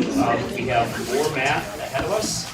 Next is 7.4, the math curricular resource adoption for high school team. So now we'll be hearing from our high school math department. They have been working since the beginning of the school year. We again, looking at data, right? We always start by looking at the information and the performance of our students. And we came up with some reasons, or like starting to think about what we can do to support our students better. And one of the things that we really started talking about were our math curriculum resources at the high school level. We always say to you that it's not about the resources. Our number one tool for intervening with students are our teachers. But trying to get the best tools in their hands that we can, I think, is our job as leaders to do that. So since the beginning of the year, these fine people have been engaging after school. They put in a lot of time, even a short period of time, to identify some resources that really help them. So they will also introduce themselves and tell you about what they do in the school district. I'm Austin Albenito. This is my first year here in Black River. I'm originally from Marshville. I teach Algebra 2 geometry and teach Algebra 1 next semester and stuff like that. So just teach a little bit of everything. I've been trying to get like a gaming club together, but that's not going too well. That's for another time. Good evening. I am Jerry Wright. I teach at the moment Algebra 1, Algebra 2, and Pre-Cal. And this is my 13th year to teach, but my first year here at Black River. My name is Ashley Wright. I am in my 3rd year here at the district. I'm currently teaching Algebra 1 for 8th grade students, Algebra 1 at the high school, as well as am the Math for Tech Trades teacher, which is a transcripted course, and I am teaching AP Calc this year. In addition, I am an assistant cheer coach.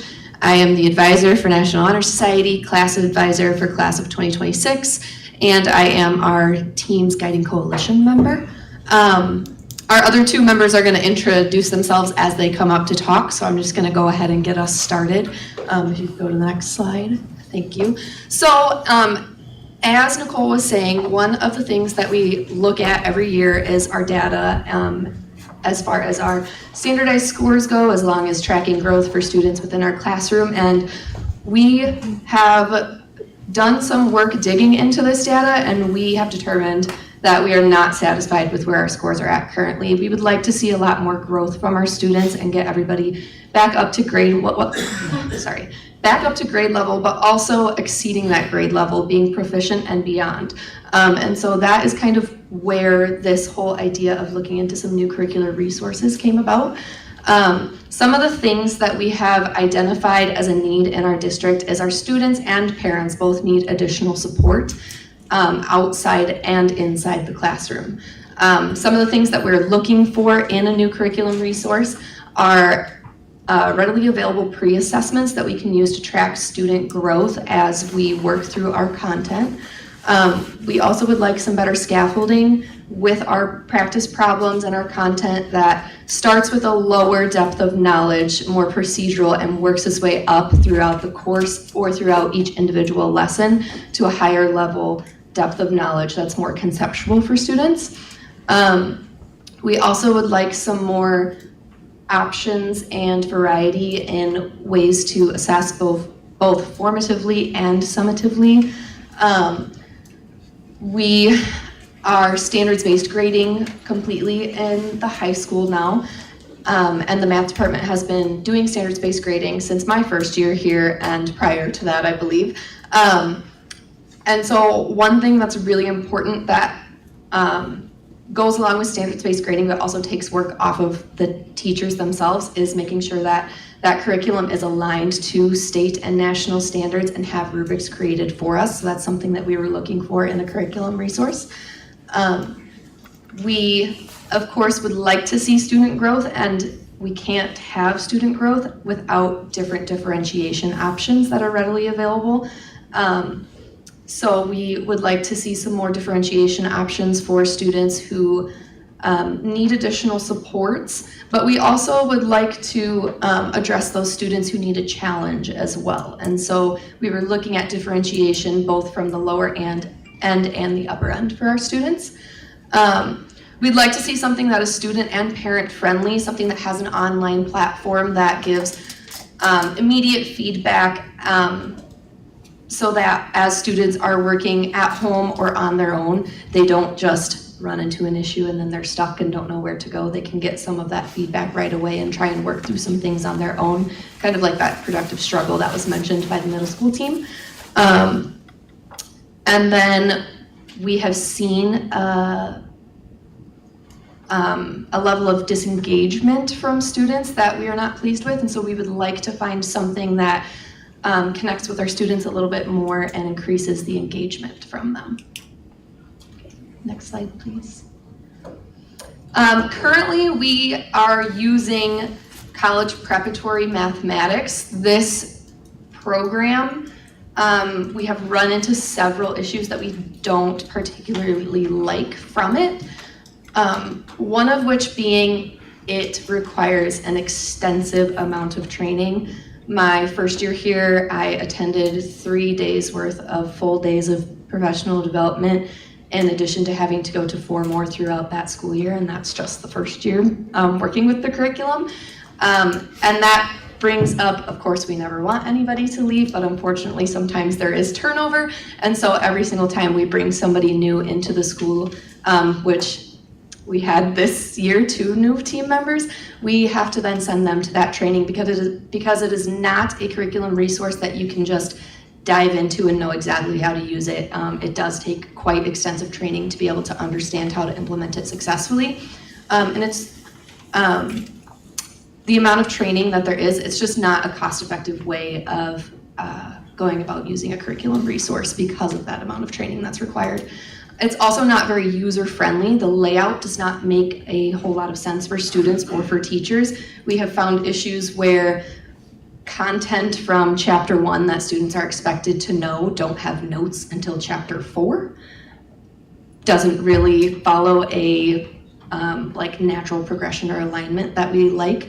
In addition to that, there are not many notes at all, as well as a lack of examples for students to refer back to, which is a huge help as they're going off and doing some practice on their own.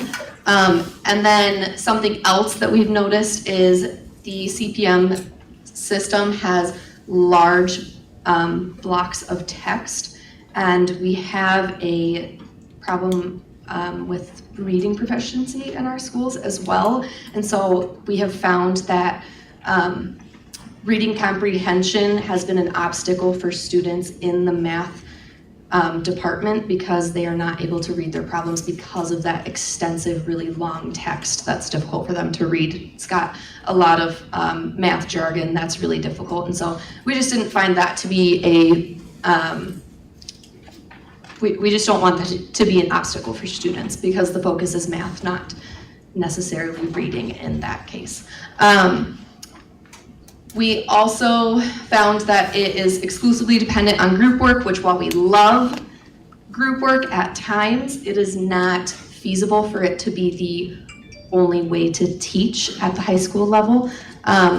There is lots of pre-teaching required with this curriculum because it is not very clear what the focus is supposed to be for each lesson, and so we have to do lots of pre-teaching before our lessons. And then there is also a parent guide that you can hand out, but the feedback that we've gotten from parents is that it's confusing and not helpful, and from our end we have found that it doesn't really align with the textbook that great either, so it just has not been a great resource for us. Ashley, I have a quick question. Yeah. I know you probably weren't here when they chose this. Do you know the reason that this particular curriculum was chosen at the time? Not that that helps a lot, but I'm just curious since it's not working well at all. I would, CPM is green on ed reports. It's got a strong foundation in research.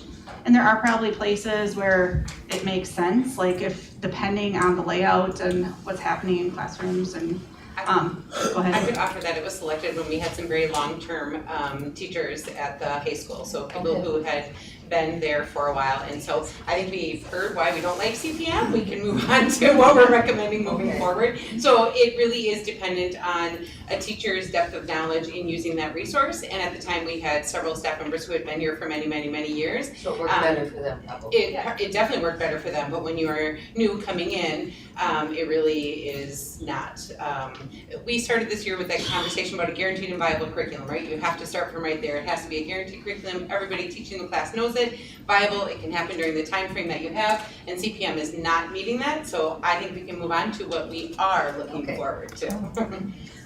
This is just some examples. I have already talked a lot, so I won't go into it too much, but Kathy, if you want to talk about our process.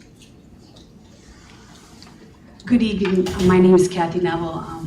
I have been teaching at Black River Falls since 1999. And I was at the high school for approximately 17 years, and then I went to the middle school and taught there for about 5 years, and then my last 3 years I've been the math interventionist at the high school, which I love doing. It's a great opportunity for myself.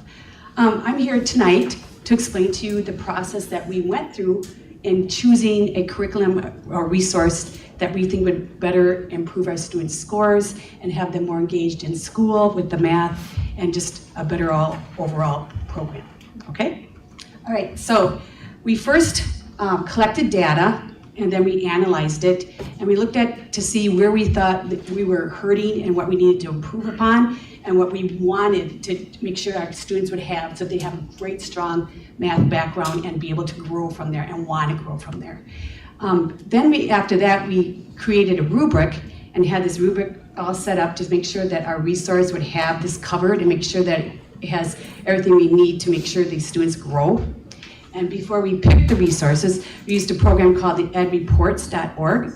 And that program looked at all your different textbooks that are offered for mathematics. And it looked at usability to see if it was friendly to the students in reading it and would engage them more, and also to see if it was aligned with our standards. So we only picked sources from that report.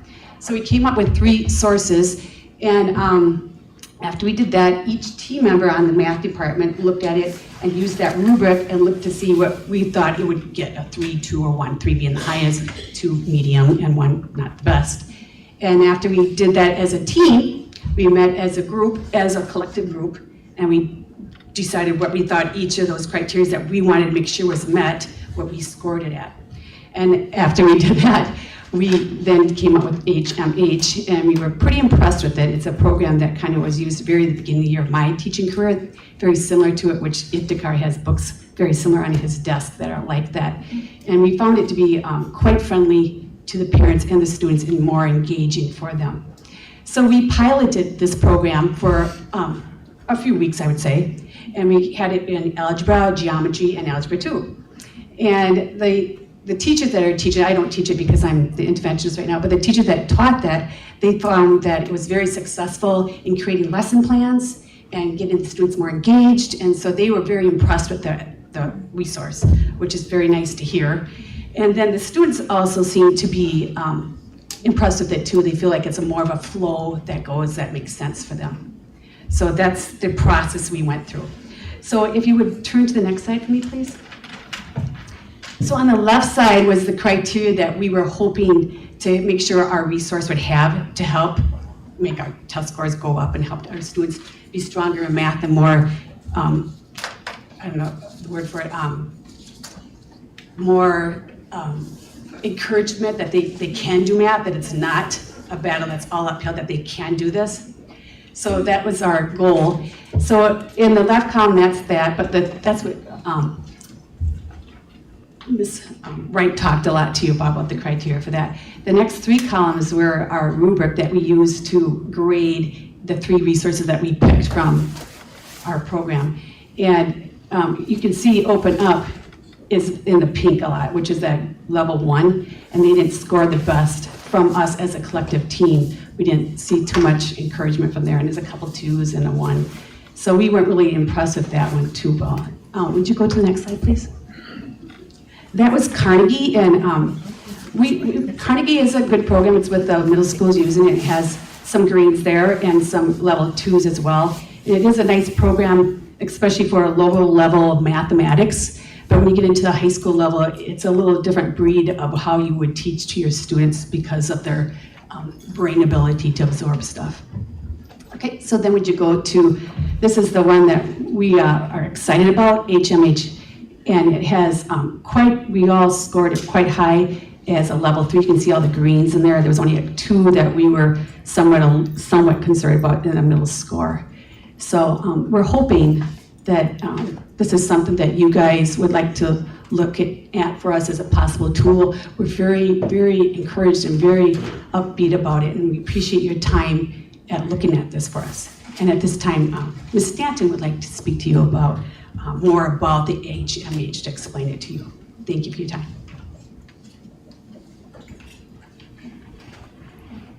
Hi, I'm Atlanta Stanton. Can everybody hear me okay? Okay. I know I was sitting in the back too, and you can't always hear. So the curriculum that we ended up with, based on our rubric, was the, how do I say this again? Oh, Houghton, Mifflin, and Harcourt. I've only ever called it HMH, so I will continue to call it HMH. And we chose the Into AGA program. So specifically that's for that Algebra 1, Geometry, Algebra 2 that we need for our core. But I just wanted to mention too that HMH also has resources for, they have 2 different pre-calc books, they have a trigonometry book, and they have I think 2 different calculus books too. So there are extended, and statistics, I'm teaching that third try, so shouldn't forget about that. So there's potential for students to continue to see this structure and learning style throughout their advanced mathematics too, which would be really cool. Best thing that we started off with, or we just tried to go in order too, is that there's no specialized training to use this resource. We were able, just using our preview, to dive right in and use this in our curriculum, just with a little sample they gave us.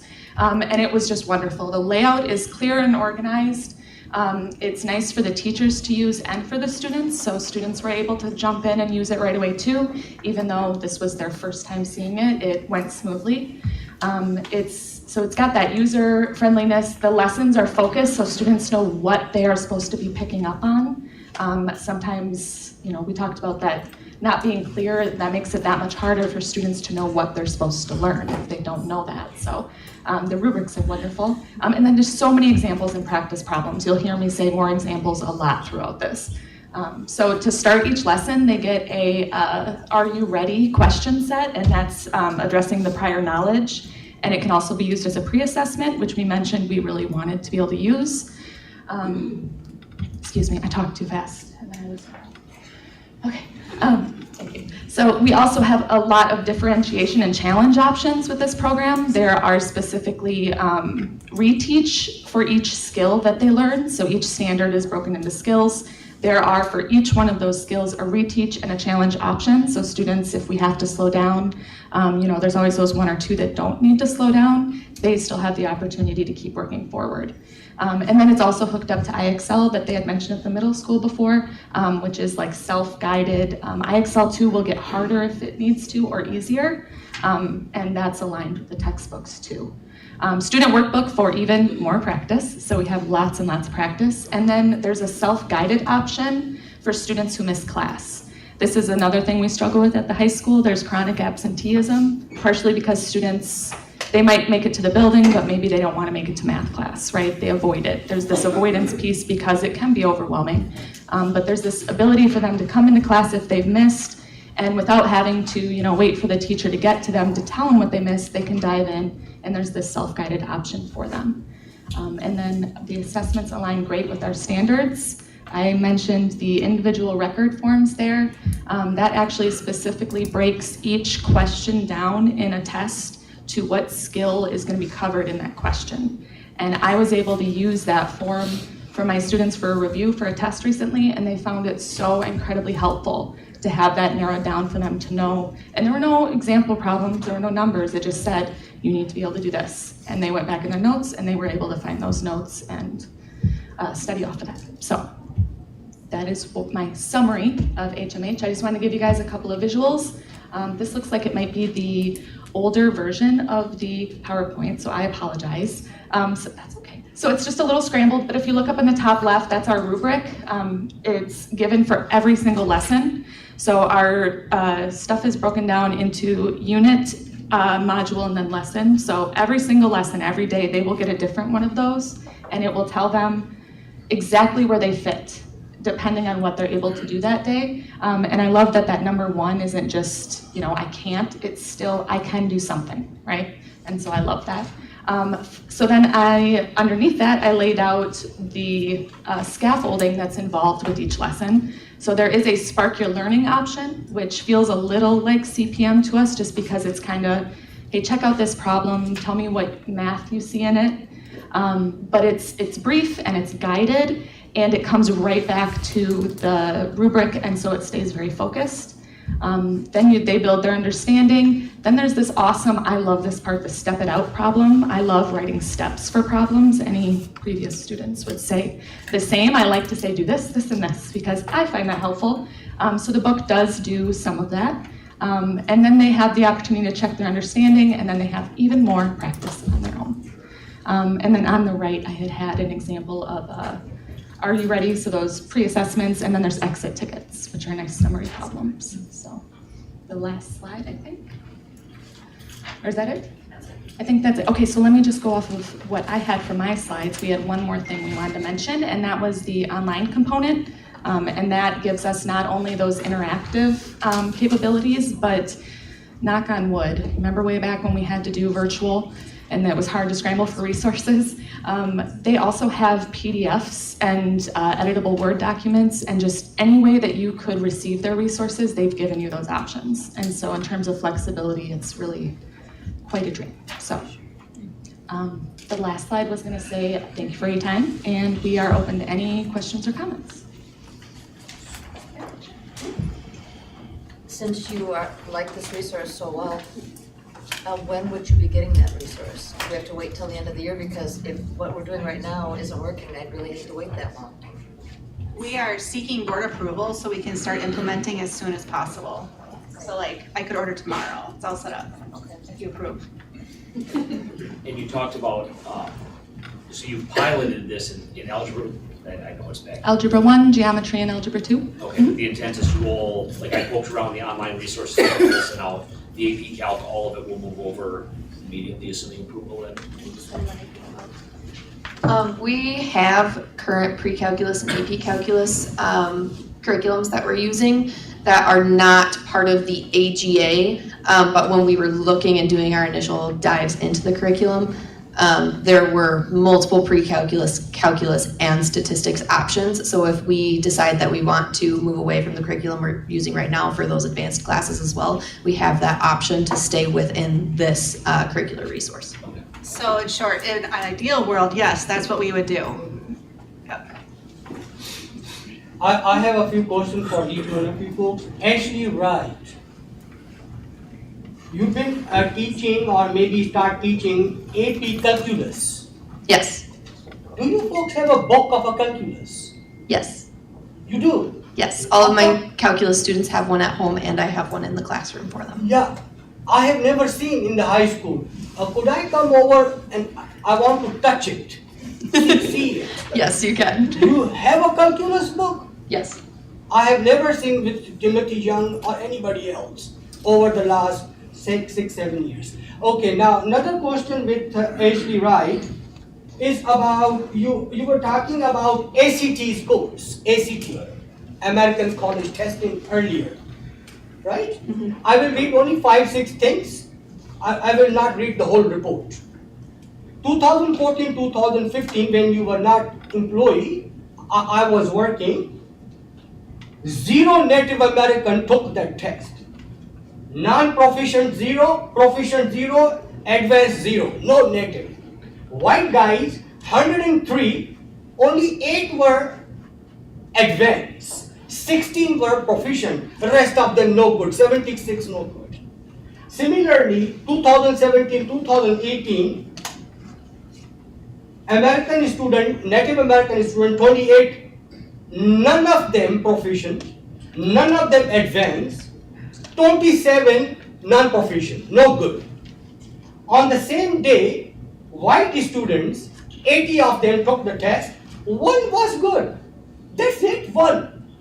And 18 was non-proficient, and 18 were proficient, 58 were not proficient. And I will read the final report from 2022 to 2023. Where did I get this information? From Wisconsin-dpiw.gov. 2022-2023, 29 Native American took the test, 0 advanced, 0 proficient, 26 no good. All of them no good. White people took the test, 67 of them, 0 good, 0 advanced. It's not only native, it's the white people too. And proficient only 4. 61 was bad. Okay, now this was I got the report from a DPI website, anybody could see. I just wanted to share with you that we are a little bit behind. We need your, not help, we need your desperate help. Without you, we are doomed. You have seen this. Now you have been teaching Algebra 1. Yes, Algebra 1 you are teaching, right? So are you teaching this coursework, or you have, this one I used to teach. You see this? Sorry. They're using. Algebra 1, Algebra 2, Geometry. So I never call Algebra 1. This is Sweetheart 1, Sweetheart 2, and Geometry Sweetheart 3. This is how I taught. And these books are very friendly. Yes, the curriculum that we're proposing is also very friendly. I think it's a similar setup to what you have there, and so I think that's part of why we like it so much. I have seen the data that you are looking at, and I am also part of our TANI team that is working to help with that data and see student growth. So I want you to know that we are making drastic changes in the math department this year, as well as using the work that TANI team is doing to drive that. And so we're hoping to see growth in the future. We believe in transparency. Katie Naval, I have a question for you. You are the best teacher in the United States of America. We worked together for a long time. Thank you very much. In 2008, I started teaching on the behalf of Ho Chunk Nation in a high school. And when I was teaching a geometry, and I said, please show me your compass, protector, walker, sharpener, and pencil, and ruler. They said, what is compass? We don't have it. So I brought this whole deal. In Pakistan, India, Bangladesh, Sri Lanka, China, 3rd grade to 12th grade, everybody should have geometry box to understand this monster, the Sweetheart number 3. This required this. This cannot be comprehended without these tools, 4 tools. So back then I introduced to, I will not tell you the name, back then I did introduce to principal, vice principal. He passed away, but all mathematics, they say these are the weapon to kill. We will not introduce this. Are you guys all right? This is weapon?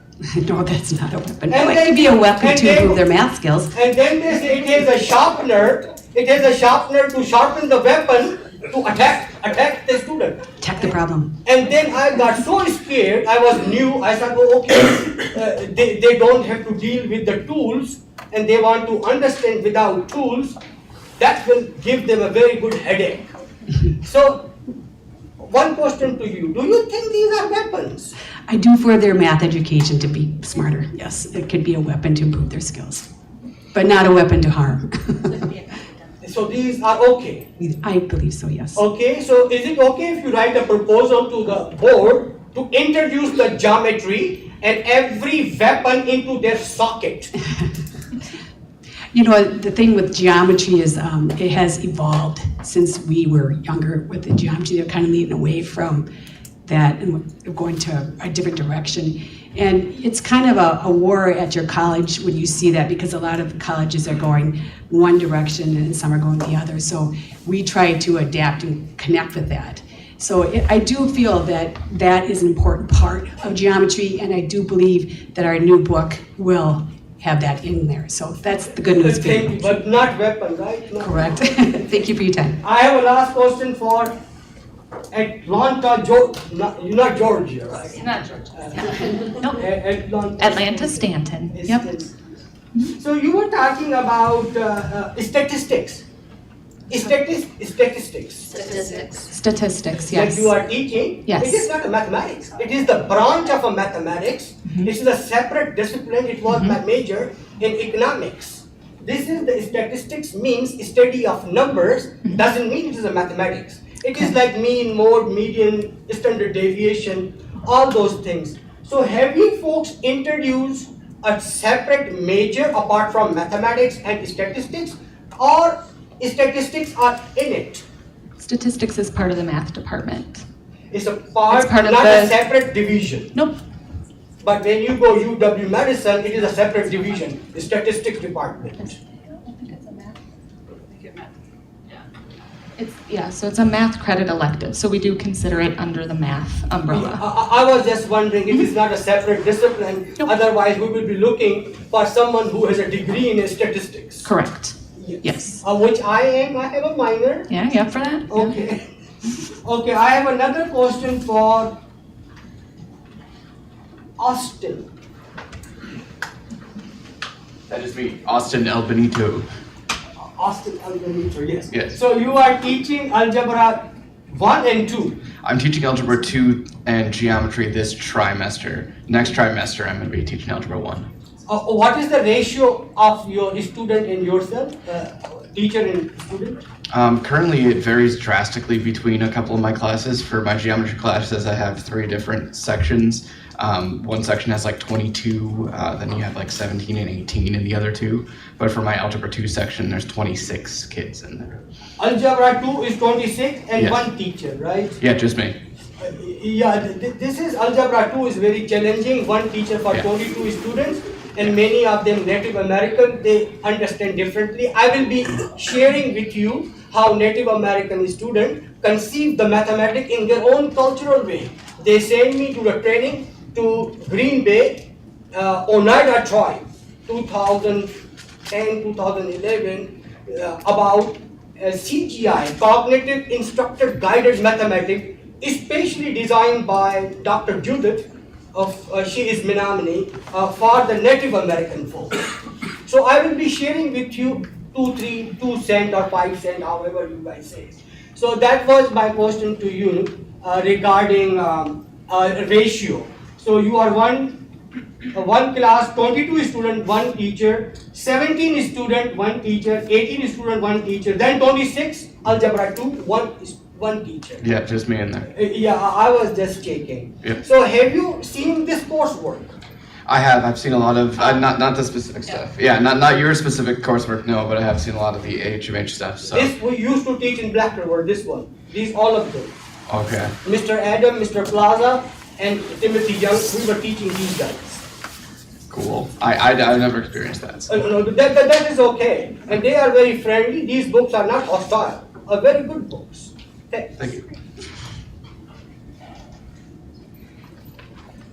So thank you so much for your questions. Are there any other board members have a question about the curriculum? What was the cost comparison between the previous, I forget what the names were now, the HMH and the CPM? So for like ongoing costs, they're right on point as far as the same as far as the online portion is a very similar cost.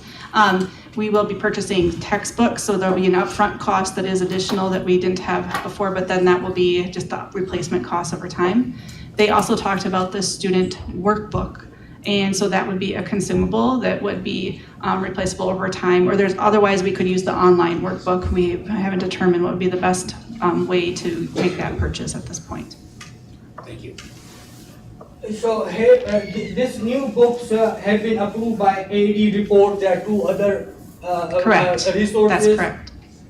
Is it okay if we approve it too?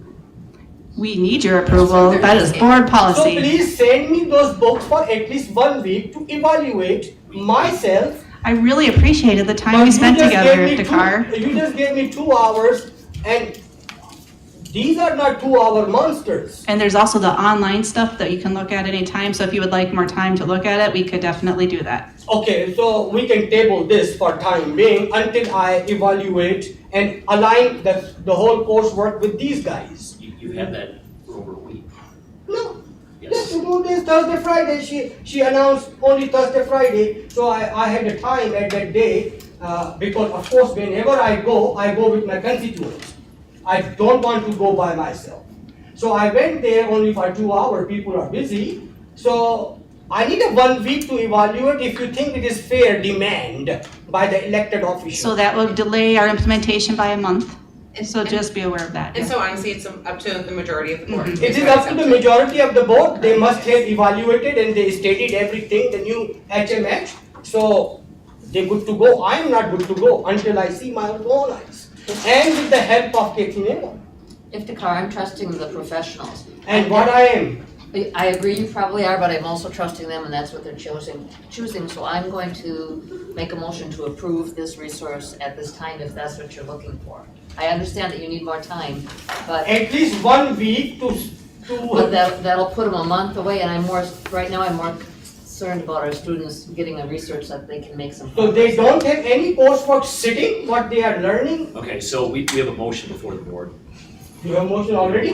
I made a motion. Oh, you already made it? I did. Okay. So we're looking for a second. Motion is second. Further discussion? Yes, further discussion. Okay. Have you studied the new coursework by yourself, sir? Yes. Did you study the new coursework? I did not study all the coursework, I'm trusting the professionals. Okay. That math one makes sense to me. Thomas, did you read it, the new coursework? No. Nick Helsted, have you read the new coursework? No, sir. Mary Joan Maskey, did you read the new coursework? It is our responsibility to put the experts in place to review that, and I can see that they spent significant time to do that, so I'm trusting them. No, I did not read it like you're expecting to. Jeanette Simonson, have you read it? I reviewed it, and I cannot honestly say that I would vote immediately for the curriculum because I too feel I work full-time. And yes, as I've been told many times by the board, I am a nurse. And when it came to making some decisions regarding medical decisions, the expert was the school nurse. I was not the expert. And therefore, I feel that that was totally wrong. And I feel that we are all experts. And I do believe that 4 days, 5 days is not enough time when you work full-time and are involved in other activities to say that what I was elected to do by the citizens of Jackson County and to make sound decisions based on 4 days of reviewing something. I can't say that I can do that. That's not fair. That's not what I was voted to be on this board for. And I'm going to stand with where my gut feeling is, and that's no. And so I just want everyone to be clear that right now we have some pilot materials that the teachers have been using. On Tuesday, November 28th, we start a brand new term. So that means all of their classes are going to start anew. And so any delays are going to impact that. And a large portion of the presentation was intended to tell you what process they used so that you could have some faith that it's not what was the cheapest. Because when you ask price, I'm like, I don't think we even figured price because we looked for the most valuable resource, right or wrong. So we asked them to talk through the process that they use so that they feel seen and heard. I respect that too. I just wanted you to understand those parameters, and so. I totally respect the expert's observation as well as the expert rely on the other expert ad report. It would be respectful to the elected official if you invite us in your smaller group that I can pitch in and I have a 2 cents to throw. After all, I have taught 37 years, international and domestic, and on the top Ho-Chunk sovereign nation. 3 things. I must have a 2 cents to throw. You folks have never invited me or any board member to sit down with you folks and compare. So I was just wondering, I have totally respect for your decision, but I was neglected. When I am neglected, it means 1,000 people who voted me, they are neglected. This is how I see the things. This is how democracy works. Thanks. I also want to just say that we as a board, when we say that we trust the experts, the citizens of Jackson County are trusting us to make the right decision. And to say that you're trusting the experts, then why is there a board? Why is there a board to make decisions? Because then we should just let everybody make decisions and not worry about it. I think they've made a decision, and it's up to us to act on that. But you and I have said, gone through this before. I mean, as an educator, when we get new materials, that's what our job is. We go through each one. I'm primarily looking at, well, both math and reading series. And we sit down, as they did, and look at every one and see which one would probably work best for us. Right. But did you look at it, Tom? Did you look at the resources today? What was Just it? what was here. Presented, right there. Right. But no further investigation. You're trusting the group to make the decision. But they're coming back to us to make a decision that is based on Jackson County. The constituents of Jackson County elected this board. And if you're not doing your job to review and to do what is right, that is what you were elected to. Not just to take the advice of the expert, because not everybody is doing the right thing, whether it's their expertise or not. And so therefore, we as a board have a right, we have been voted on this board to do what is right. And we are here to make decisions. How can you say and make a decision on something that you have not even looked at prior to reviewing tonight? This is high school math. I don't care what it is. It is a decision that you have to make. What I'm saying We had this information for a week. Yeah, just 1 week, and I got invitation just for 2 We've days, had this Thursday, information Friday. since Thursday. We received this email November 13th. Thursday, Friday, Nicole invited all the board members. I was the only one showed up. Of course, I requested my constituent to go with me. So Bessie Settlebauer is right there. She did go with me. At least somebody, my voters should go with me and tell me what to do. I studied 2 hours, was not enough time for me to comprehend Algebra 1, Algebra 2, and Geometry of HMH series. It is a totally different monster. Let me comprehend it, please, because it requires lot of reading comprehension. As Ashley Wright was talking about, reading comprehension in the mathematics, even though it is not a part of mathematics, but it is a bigger deal to understand the reading than to jump into the mathematic problem. Okay, I'm gonna go ahead and call the question. We'll go ahead and vote at this point. All those in favor of approving the adoption of the HMA materials, please signify by saying aye and raising your hands. We'll take a hand count on this. Aye. Opposed? No, I know of no. Okay. Motion carries 5-2. Thank you for your discussion. Thank you for coming. Thank you for coming tonight. All right, next up is going to be 8.2. We have the pool energy efficiency project. So Upper 90 is here if you have any additional questions. There's not really a lot of additional conversation to be had about it, other than to tell you that you don't have the formal resolution language in front of you. We would bring that to you in January, but as we get to the early stages of the project, we would need to start spending money. And so we just wanted to get your approval on moving forward on the project, knowing that you will get formal resolution language in January with the hopes of the timing of the project happening heavily in spring and avoiding summer swim lessons and the swim team schedule. So, does anybody have any additional questions? We're confident that we are going to be able to have the funds to. Actually, Jill did some additional analysis on that as to taking out the loan and the repayment of that loan and the energy savings that were estimated. Would you like to speak to that? Sure. One of the financing options we could do is called a state trust fund loan.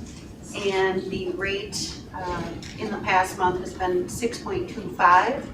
And that's kind of a worst case scenario because rates are actually coming down. So it's going to look better, hopefully by January, even better than that. But I was looking at a loan repayment with Baird and looking at the savings that Upper 90 forecasted for us and the maintenance savings that we have. And then if we were also able to move some of those costs from Fund 10 to Fund 50, remember that was part of the package as well, to be able be able to better analyze what we're using in the kitchens. We were actually at a cost neutral or actually a cost positive. So actually having some fun $10 back and be able to use those for something else. So, and that was on a 10-year note. 15-year note is even better. So, if that makes sense. Well, something has to be done. The pool is 30 years old. Yeah. Essentially, it's two projects, though, right? There's the pool and then there's the high school solar. Right. So, I guess I'm just wondering if we could vote on them separately. Well, the solar part of it is to help pay for the pool equipment as well. So if we don't do the solar, we won't get the energy savings to be able to pay for the pool project. And so then we would have a shortfall that we would have to find another solution for. So that's why it was packaged together, that doing one without the other eliminates that savings possibility to pay back the loan. But I guess the only thing I wonder about with solar is we're looking at 8% return on investment, and you have like a 6% loan, so you're gaining like 2% a year, so it's like a very long payback, like 50 years, so it's just, well, just seems like the risk and reward is questionable to me. And Mario can talk a little bit better about the savings. I thought a little bit about So worried about the payback of the solar and whether it is stretched out so far that risk reward ratio may not be worth it. Is that correct? Sure. Is it the term ratio? Just have a little feasibility report here that we did. So we show just like a cash flow, and you're right, that percentage there from a budgetary standpoint, we're carrying budget. So when the project does get bid, hopefully that would come down, which would increase that rate of return. But yeah, I mean, there are so many factors at play when you're looking at it over that 25-year period. Just inflation on your electrical rates and things like that. So we are definitely using some assumptions in that, being very conservative. Yeah, we're not going to count any demand savings necessarily, right? So we're taking a blended rate as far as an estimate for the KWH instead of actually calculating out that demand chart drop. So we do that to make sure we're conservative on that energy savings, to make sure that what you guys are going to get is more than what we're projecting on here. And like Mario said, the inflation, as far as the inflation out, utility rates we're estimating 3%. In our estimates here, and they've been going up 6, 8, 10% over the last couple of years. So as those rates go up more, that savings only gets bigger than what is shown, I guess, on the report from that standpoint. So we'd estimate this as worst case scenario from a solar payback standpoint. And Jill, how long was that? 10-year was what I was talking about, and that was at 6.25. Talking to Brian Brewer at Baird, he said it's going to be closer to 4 to 5. That's what we expect. The other advantage to not doing the resolution right now, don't do the borrowing now if the rates are on their way down. So that was the other strategy. So we can vote to move forward with this and not vote to borrow the money at this point? Is that, I'm not sure. So what we need is approval for the project to move forward. There will be actual resolution language that will just need your approval, but it will be written by Quarles and Brady. It's not anything that we write. It is the technical language that we need in order to borrow that money. So that will come to you in January, but we just, full disclosure, we're seeking your approval to move forward with this whole project. And you will see it again in January with the technical resolution language. But if you say yes today, you should also say yes in January, because we're going to start expending money towards that project, just so you know. But you'll need to approve the resolution language. Brad, that resolution language would also include what kind of vehicle we're using to do the borrowing. If it's a state trust fund loan, or if it's a bank loan, or what kind of things we're looking at. The banks haven't been doing a lot of lending as much in the past year, I guess. That's getting better too, so they're having more liquidity, that they're able to do more loans. So Brian from Baird was also thinking if we waited a couple more months, The rates have come down in the last 3 weeks at the same rate that they went up over 3 months this summer. So that's kind of an interesting tidbit too. Yeah, and I know the prediction is long-term next year, right, the rates are supposed to be lower, I don't know. You know, and it's possible we could even wait till February. I talked with Ben that probably our first payment would be in the March range. So we were kind of targeting January to make sure we get all the financing done. That gives us time to go out and do bids for financing, gives them time to do a little bit more design on the project as well. But as Shelley said, yes tonight really means that we need to go forward. We're starting to incur costs, and the formal approval in January is based on the resolution. The only thing I would add, thanks you guys, is just the long lead time of a couple of the pieces of equipment, just sort of why this is more of a time sensitive nature, just making sure we're not disrupting the pool schedule too much. Thanks, I forgot that we wanted to make sure the pool was open for the free swim lessons all summer and swim team in the fall, so. I think it's like 46 weeks with what we're hearing from one of the contractors on one of these, but. I make a motion to move forward on the pool infrastructure upgrades and the solar project. Motion. We can vote for both, or you can't buy $3,000. Motion, second, further discussion? Seeing none, all those in favor? Aye. Opposed? Thank you, gentlemen. Thank you for your time.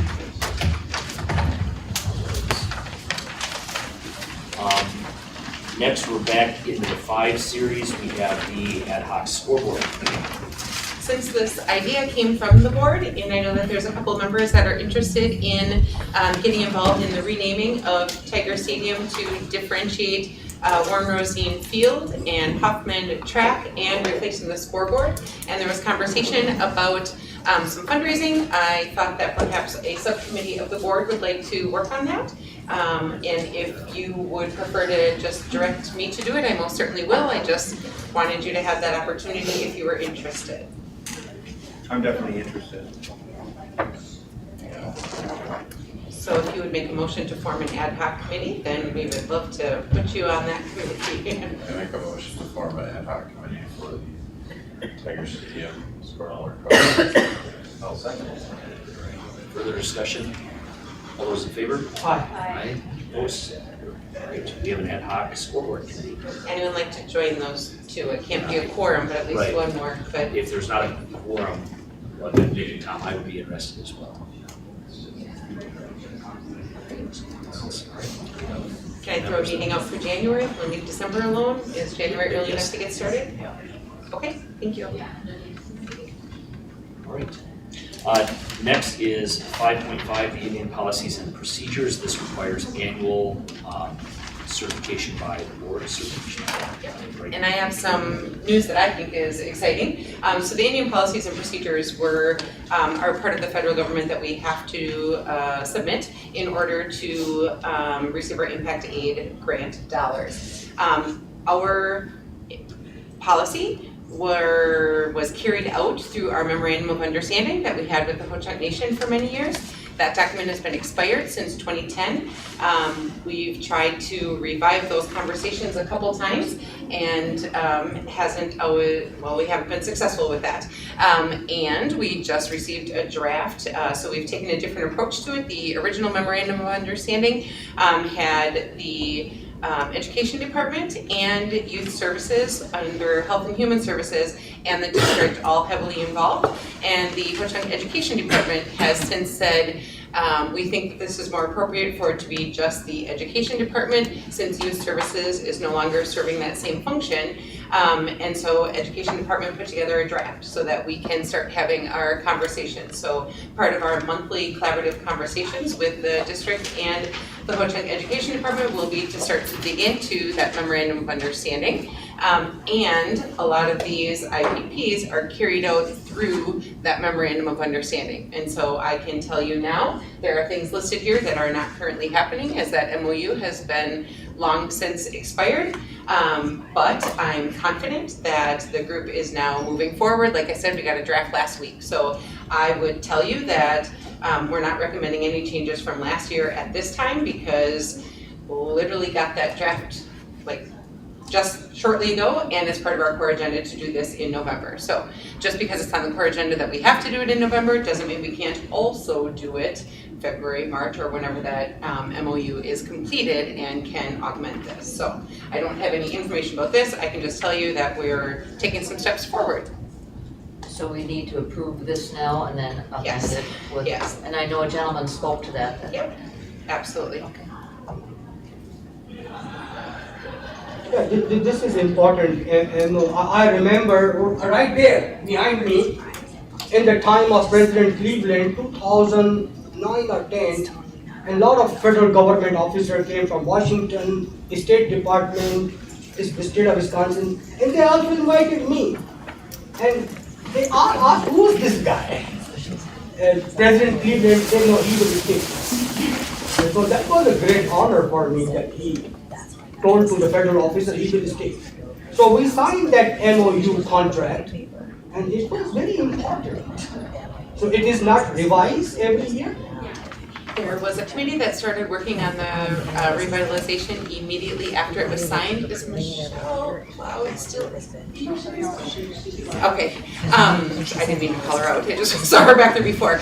So there was a committee that immediately started meeting because, and I would appreciate ask her for her words, but her and I were both heavily involved in it. And the problem was that all three groups were at the table, and then it went through lawyer land, and some things changed, and the education department never felt as great about it as they wanted to. So we immediately started working on revisions, and then there's been some changes in leadership in the education department as well as youth services, and it just, and then COVID, and so it wasn't a priority for a long time. And so I'm excited that we're back at the table. Very nice. I like this MOU thing. It's a two nations come together and work together.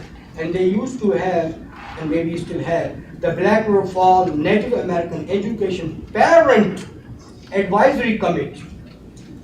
That was very effective. I remember your favorite teacher, Rosalie Brown Thunder. She went to other side. She got award being a #1 teacher back then.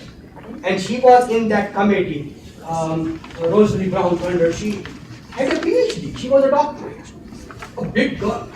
She was also my Ho-Chunk teacher. Hingaire Iftikhar. They call me Iftikhar. She taught me a lot of Ho-Chunk. So I like that. No, you make. Someone make a motion? Yeah, I make motion to approve this guy. I'll second it. Further discussion? All those in favor? Aye. Opposed? TCO update? Joe, or you?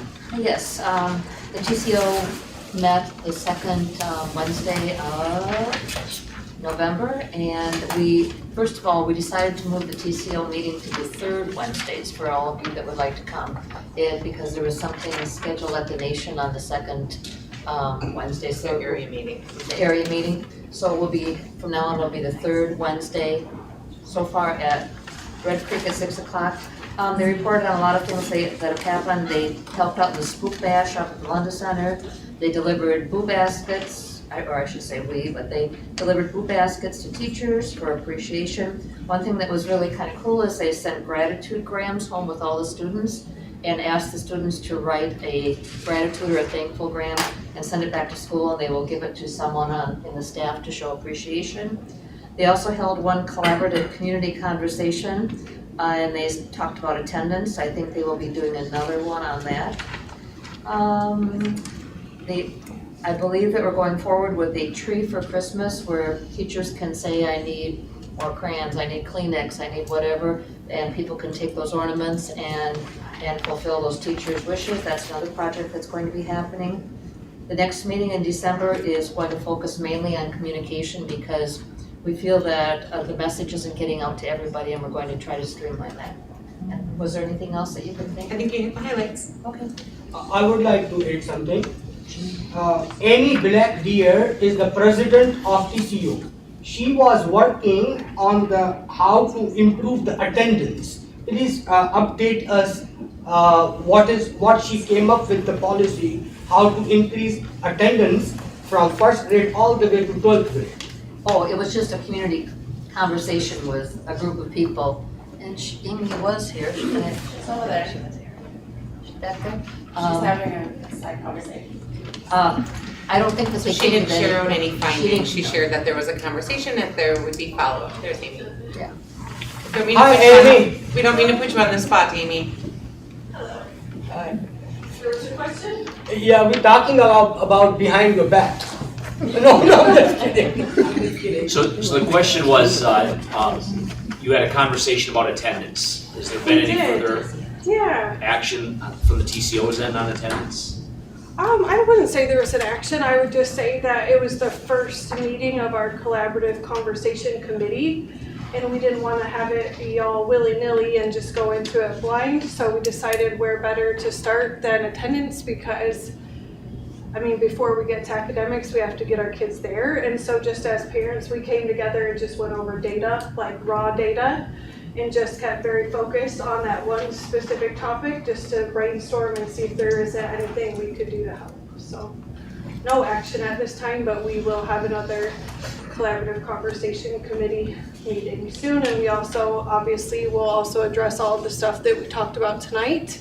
And that's why we created the TCO, was to have a place and a space for parents, not just parents and teachers like a PTO, but we made it to where it was the TCO, which is the Tiger Community Organization, where concerned community members as well as parents and teachers could come together. So all the stuff we talked about tonight, we've already been talking about, and we've all been working together. And I think my favorite part about the group, and I'll end on that, is just that I call this the Island of Misfit Toys at our last meeting because we really had a really different group of people with really different backgrounds and like political beliefs and different in every which way, but man, we had a great meeting and it was really productive and positive and we all left laughing. So I think that's like the greatest thing about our group is everybody coming together just to work on these issues that like all what we talked about tonight and to not stop those conversations, just to keep them going. So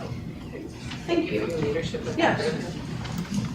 Thank you for your leadership as a president of TCU. Oh, well. I like that word, president. I tried to hide when they were doing the nominating, but Iftikhar shouted my name out from across the room, much like he did tonight. And so here we are. Thank you. All right, if there's nothing more for TCO, that closes out the 5 series. We covered 6.1, 6.2, employment recommendations, nothing needs board approval. I'm sorry, there is, yes, we did hire an alternative education teacher, my mistake. So there is a professional staff that needs our approval. Desiree Nelson at Gephardt. Oh, I'm sorry, I missed that. That's professional stuff. Okay, so we do need that. I make a motion to approve the employment recommendation. Discussion? Second first. Waiting for a second. Okay. I second it and let's have a discussion. Okay. I'm looking for that. Yeah, right there. So many folks have resigned. Is it okay if we get their exit interview, learn from them, and capture the mistakes? Don't leave us. Is it okay to find out exit interviews of these 3 people? We can invite them to give us an exit interview, we can't require them. Yeah, request them, we cannot demand. We do that. Would you please share the process, Marty? So they get a letter accepting their resignation, and the last paragraph has a link to our exit interview that invites them to either fill that out or they can call me and get on Dr. Severson's schedule to do an in-person exit interview, whichever they want. That's good. I would like to read their feedback where we can improve ourselves since we are perfect. Are we? We are perfect people. Well, we're not perfect. We did have it on the board agenda. Yeah. Last time only We three have 4. 3 or 4. Yeah, so we don't have a whole lot of people take advantage of that. And like Dr. Severson said, we can't make them, No, but we cannot make anybody do anything. we give them the option, 2 different options actually. What's the percentage roughly of people that fill them out? Pretty low. Who fill them out? Yeah. Pretty low. Honestly, you could ask most of the principals and they'll tell you the why behind most of them. I can look at one and going through a divorce and moving out of town. Another one moving from a special ed position where she travels 30 minutes each way to a general education position in the town where she lives.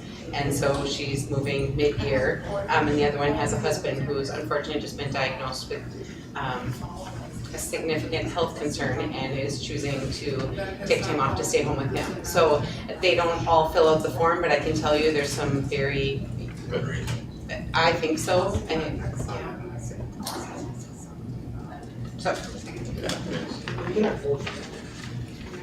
There's a motion and a second. Yep. So further discussion? All right, all those in favor? Aye. Opposed? Motion carries. All right, that is the 6 series. We're up to 7 series, 7-1 student success report. I shared with the board previously that we have enlisted the help of CISA in our improvement efforts, and that last year the middle school was the first one to move forward with the Guiding Coalition, and this year the other 3 buildings were all very interested. So since we've talked about Guiding Coalition, I asked Dr. Sullivan to put together a presentation to help you understand a little bit more about it. So we use professional learning communities in our school district to further our school improvement processes. We have other avenues like our professional development and coaching, but the PLC is one of the main places where we feel that we can move things forward and work on how we are affecting student achievement and engagement in the district. So here are just some images. That CISA training that we have many people going to is called Leadership Lab, and there's a little image for that on the left. And one of the books that we're using as part of a book study that supports that training is called Amplify Impact. I can't read that second word right now. And the big idea, one thing we talk about is leading change process through predictable turmoil. So as leaders in developing leaders, not just our admin team, but our teacher leaders, and working on leading for where we are in the district, and trying to identify places where we can predict that there is going to be challenges and working through them together. So on the next slide, just for those of you new to this process, a PLC is a professional learning community, and below I provided a definition of what a professional learning community is. And just the big thing is that it's not just this thing that's just, it's not a noun, but it's more of an ongoing process. It's a thing that we're doing continuously and looking at recurring cycles of implementation and looking at data and inquiry and talking about it together, and the idea of working together and learning about our students together so that we can impact change. And so in the past, what we had for a leadership structure around PLCs is we had this PLC leadership meeting that we had a secondary team, and then we had an elementary team. We met once a month. And what we're going to is a guiding coalition, so that each building has a guiding coalition that will be the leadership for their building. And I want to say I really like talking into the microphone, and that we should think about this at the, so I don't feel to shout. This is very nice. Okay, so then the past implementation, this is just a quick graphic to kind of look at what's going to be different. So we're meeting a little more frequently. The leadership is in each building versus secondary and elementary, but it's still, things are the same. We're still focusing on the 4 questions of PLC, and we're always thinking about that are always behaviors. So there's just some shifts in implementation, but essentially it's the same work. We're not drastically changing anything. So on the next slide. Dr. Severson went over this. The middle school went first. This was included as my SIS membership, so at first it was free, which is always nice. We're always looking for those opportunities that are a benefit to us. And then Mr. Nortman did a really good job of promoting what that impact had on the middle school, and all of our other buildings have joined the challenge of becoming part of this process. So now we have all of our schools in the district participating in the Guiding Coalition process. And it just talks about what you focus on in year 1 and year 2. And this is also just, I placed this on here because this is our theory of action, where we believe that if we are implementing PLCs with fidelity, that we are going to have students achieve at a high level. And so that's staying the same. So this is just a document to, like an artifact, kind of show that although we're implementing some things like shift, but we're still keeping many things the same. And on the next slide, just what is a guiding coalition and why are we doing it? And so this I will just quickly read. A guiding coalition will act as the school's lead learners of PLC practice. So that's the big idea of our leaders, but we're leading and learning about how both to function as a PLC and about our curriculum and how we're assessing and how we can impact our data. And the guiding coalition is going to work to build capacity of collaborative teams, so working together in any group, whether you're on a school board or a classroom or the groups here that we have in this room, working together is a challenge that's founded on trust and communication and all of those things. And so having our guiding coalition as our lead learner in working on through those trust and how to establish that. And we're working on continually building implementation. So on the next slide, just this is just some of the focus of things that I just was talking about. Continually communicate vision and why, and trust and building capacity so that we can get the results that we do the work.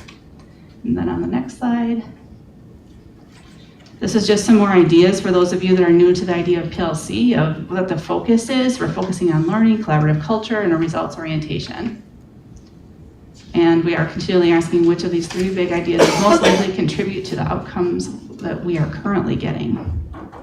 And then, I don't know if that's our last, and then we have 6 essential characteristics of PLC, so this is another place where we can work to have impact, and I just concluded this slide for your information.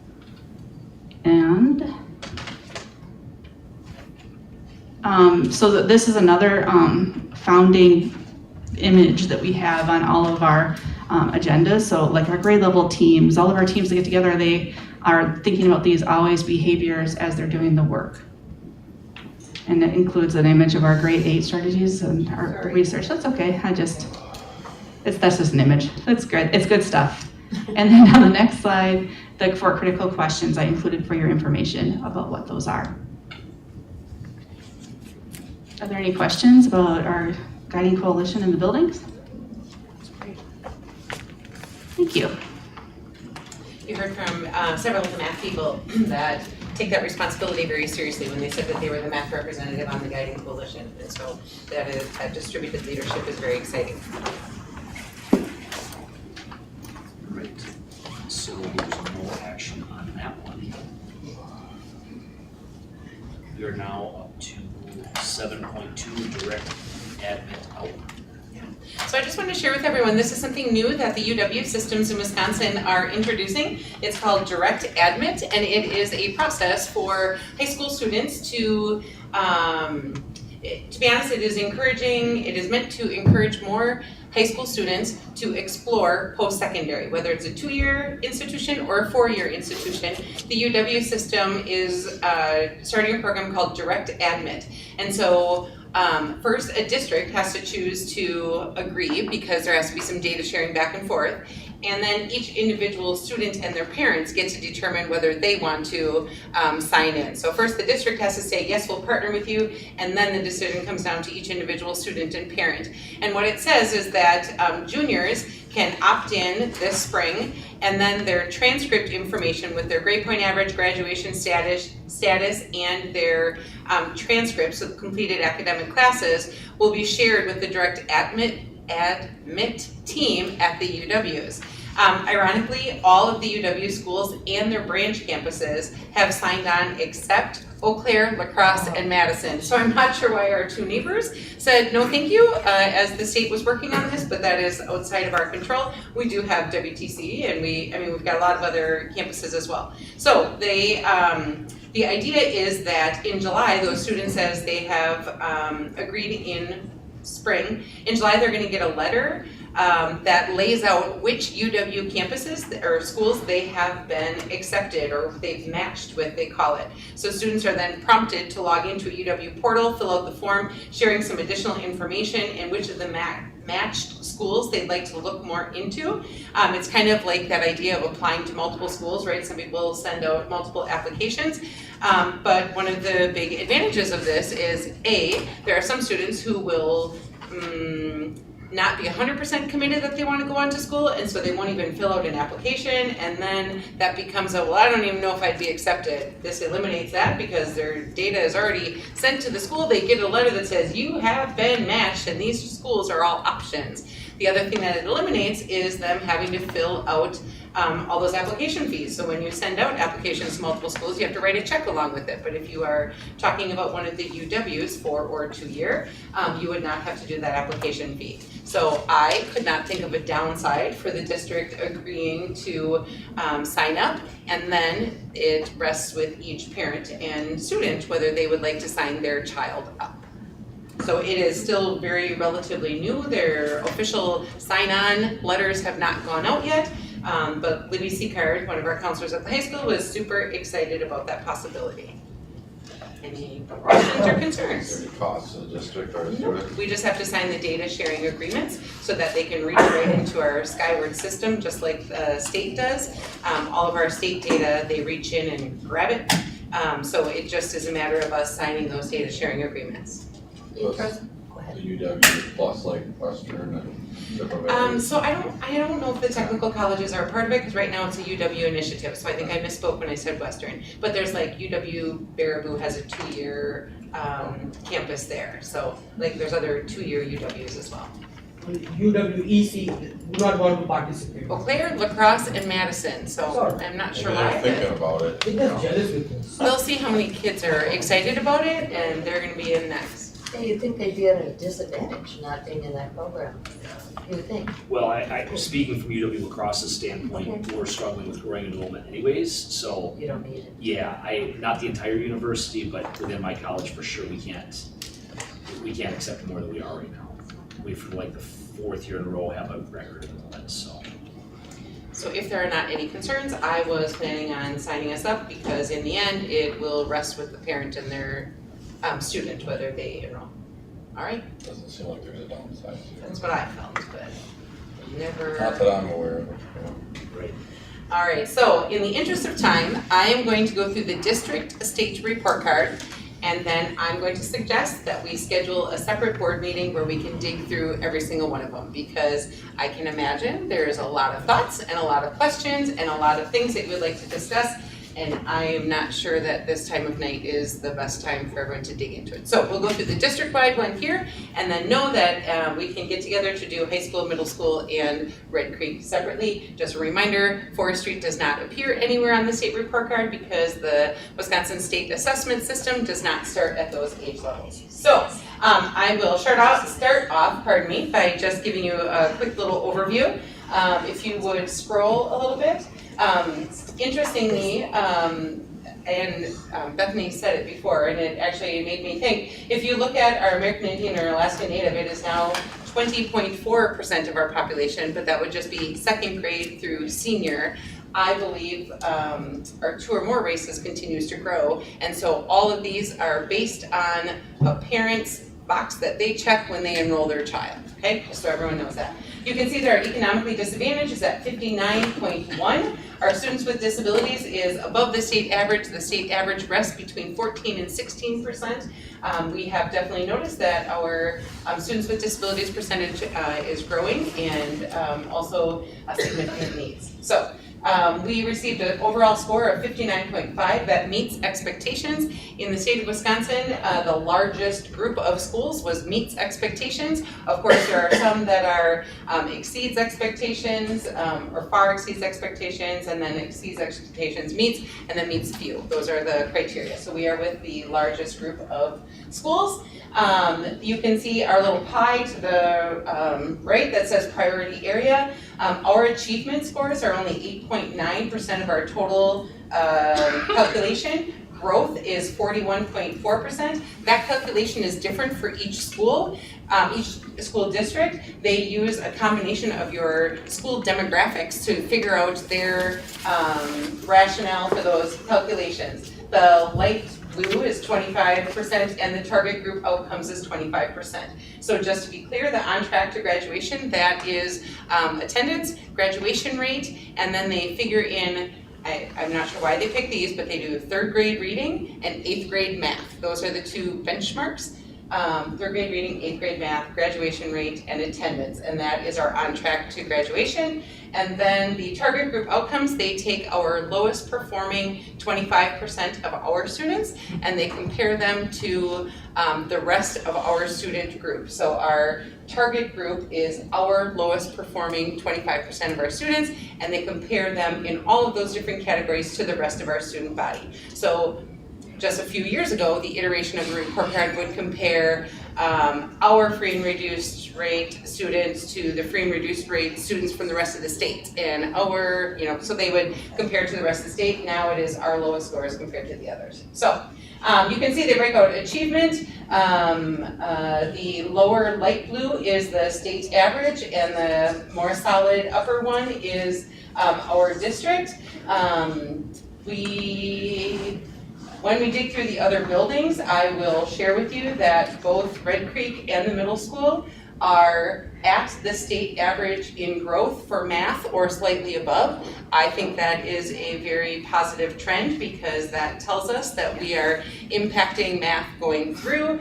And I'm not speaking out of turn because as you heard from the math department, they totally own where they're at. But our high school data really brought that down this year, really significantly. So you can see down the bottom part, the on-track chronic absenteeism. State average is 82. You're playing every sport that a higher number is good, right? Sometimes we play golf and a low number is good, but we're at 74, so that's still a significant gap.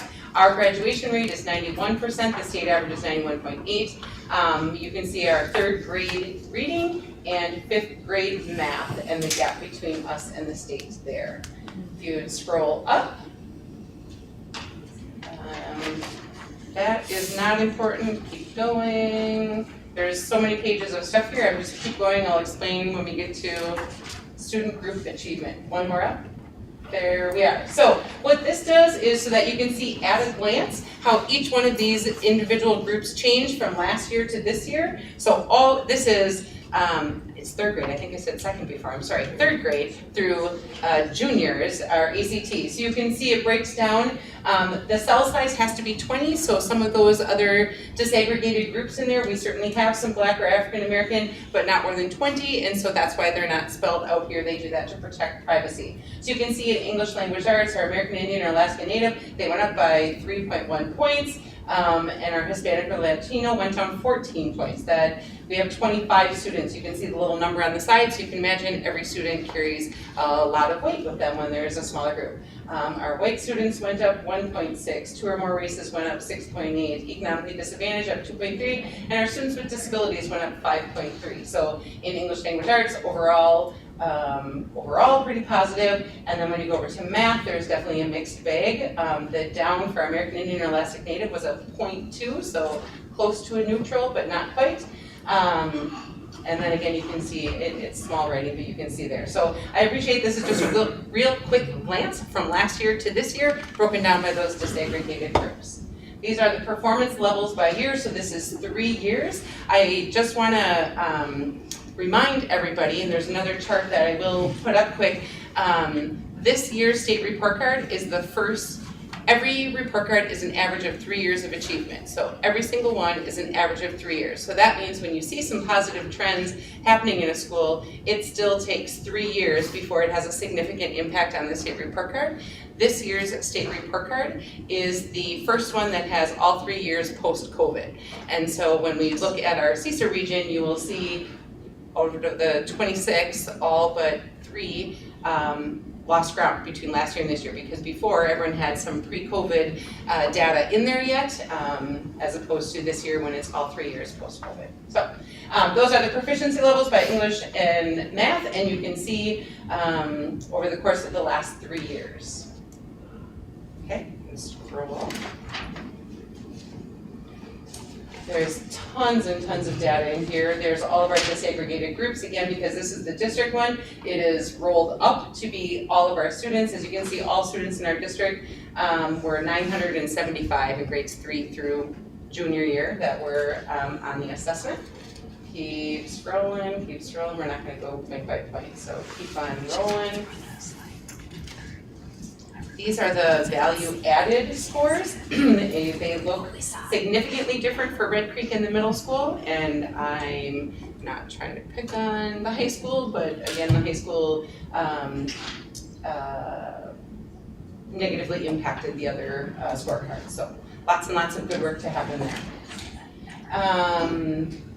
We can dig through, so value added scores convert, nope, you're good.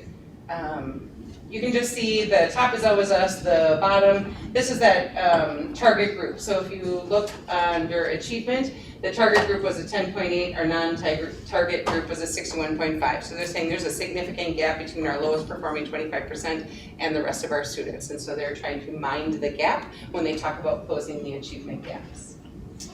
I'm gonna scroll. When we think of graduation, everyone thinks about a traditional 4-year graduation rate. They actually measure a 4- and 7-year cohorts for graduation rates. So you can see it improve after we go 7 years, but, all right. Keep going until we get to the charts of, good.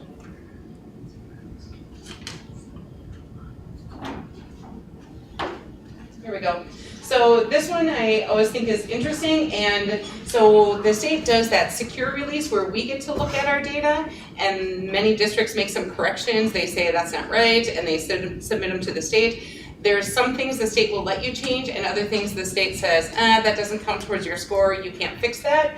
Our industry recognized credentials through a turnover of admin assistant staff at the high school. Boxes weren't checked, and we came up with 0 industry recognized credentials. We reached out and we said, that's not right, we have this many, and they said, thanks for sharing, we're not changing it because it doesn't change our overall score. So it's disappointing because that usually is a significant strength for our staff, but that is what it is. So you can see dual enrollment, I do think that is still a very exciting number. Those are, dual enrollment would be kids who are earning post-secondary credits while they're in high school. We are more than double the state average of our high school students who successfully complete post-secondary credits while they're still in high school. I'm hoping this direct admit is that next step that they recognize. I have credits already successfully under my belt. I've already been accepted to a school. Look at all the choices I have available for me. So, work-based learning, 10.4 above the average there. And then if you keep scrolling, that breaks that down by our disaggregated groups as well. Again, only if there's a cell size of 20 or greater. So you can see each one of those areas in which students are taking advantage of it. That is it for the district scorecard. I am happy to schedule a meeting to go through all of them. I will tell you that there's so much information in here, and those final scores are a 3-year rolling average. Will you put up the CSET comparison, Joe? So we're not talking about overview district details? We're not. Which part would you like to talk about? I just want to talk about page number 1, page number 3, that's it. Of the district one? Yeah. Okay. District details. I invested good 14 hours doing study all of these papers. So, Jim, would you please overview detail? It's the district-wide card that you just had up. Page 1. Page 1.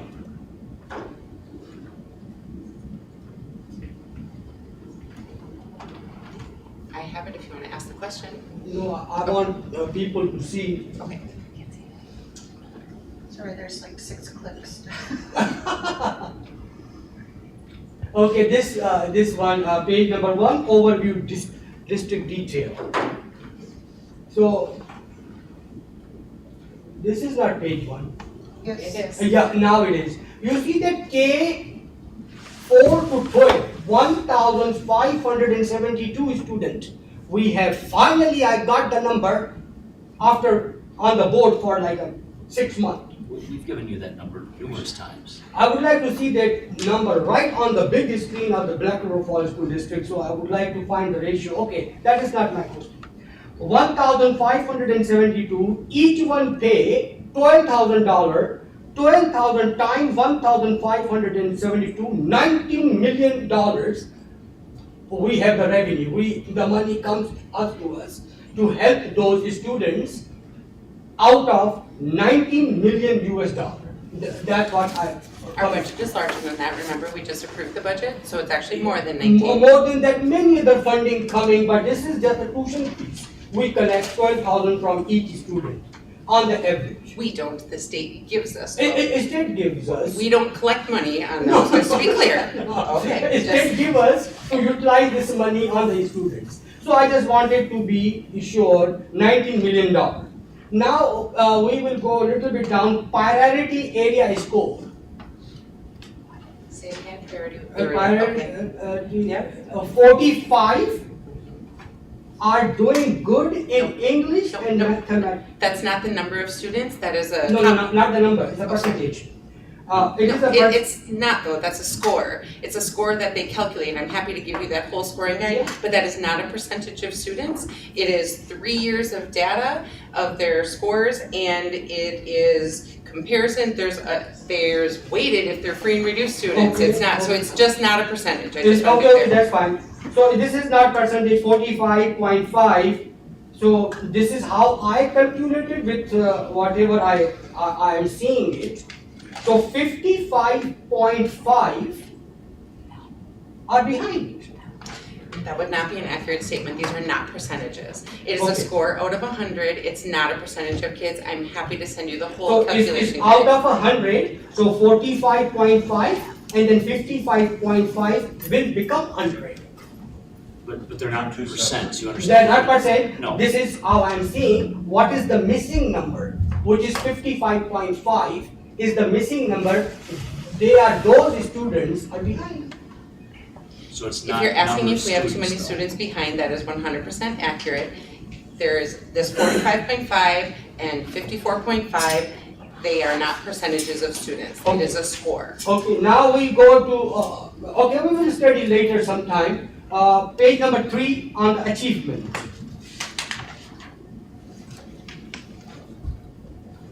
Right here, total student of Native American student 218, 31. What is 31? Is it the percentage of 218? I believe that is their score. So it means if it is a percentage, the 68 students are doing good, 150 are not doing good. You're using the data incorrectly, I'm sorry. There is a Okay. whole interpretation guide that goes along with the state report cards. I'm very happy to share with you, Yes. but you're drawing conclusions that are not factual. Okay, so we will study this thing later. Okay, no problem. Now we will go a little bit underneath. You will see colors. Colors. Do you see that? Those are percentages of students. Okay, it says 2021-22 0 advance or advance. No. Let me show you. Right there. You see this number 40. This is 4.2. Here is 0. There 0. wouldn't even be a 0, blue line. 0. Add up the other percentages. Yeah, when you 26.8. when you add these numbers, I will talk about it. So that's Those 0 numbers I'm don't sum talking to about. 100 though. Yeah, that's 0 I was talking about. So the 0 advance. So it's 96 point something. Yeah, but not that fast this time, right? So the number was too small to right there. There is a number there, or there would be no blue line. Like if you look, blue lines change in height. Yeah. So the number is getting smaller, but it is greater than 0. Okay, so there is, when you see a number, they wrote the number 4.2 means 39 student. So that is okay, not a big deal. Let's move on. Percentages. English and mathematics. So 2022 to 23, 244 students, because I added all the students. 244 are doing good, 945 below. The numbers are all in the next page on the table. Yeah, those one, but these are easy to read graph. Not that easy if you thought it was 0 though. It says 0. It does not say It doesn't say it means nothing. Nothing means 0. For example, 10 take It's away, right here. yes. 10 take away 10, nothing. Well, we're talking about having a special meeting to Right. discuss this. I think we should talk about when we're gonna do that and get that date. Perfect. So could we have a special meeting? That's what we're talking about. Okay, finally, so in August 21st, I filed a motion to have a 3 meeting, you guys denied it. Iftikhar, we told you we would have it right when we got the data. We That's didn't what we have the said. data yet. No, we had the 2nd grade to 8th grade, we wasted those 3 months. No. We could have helped them.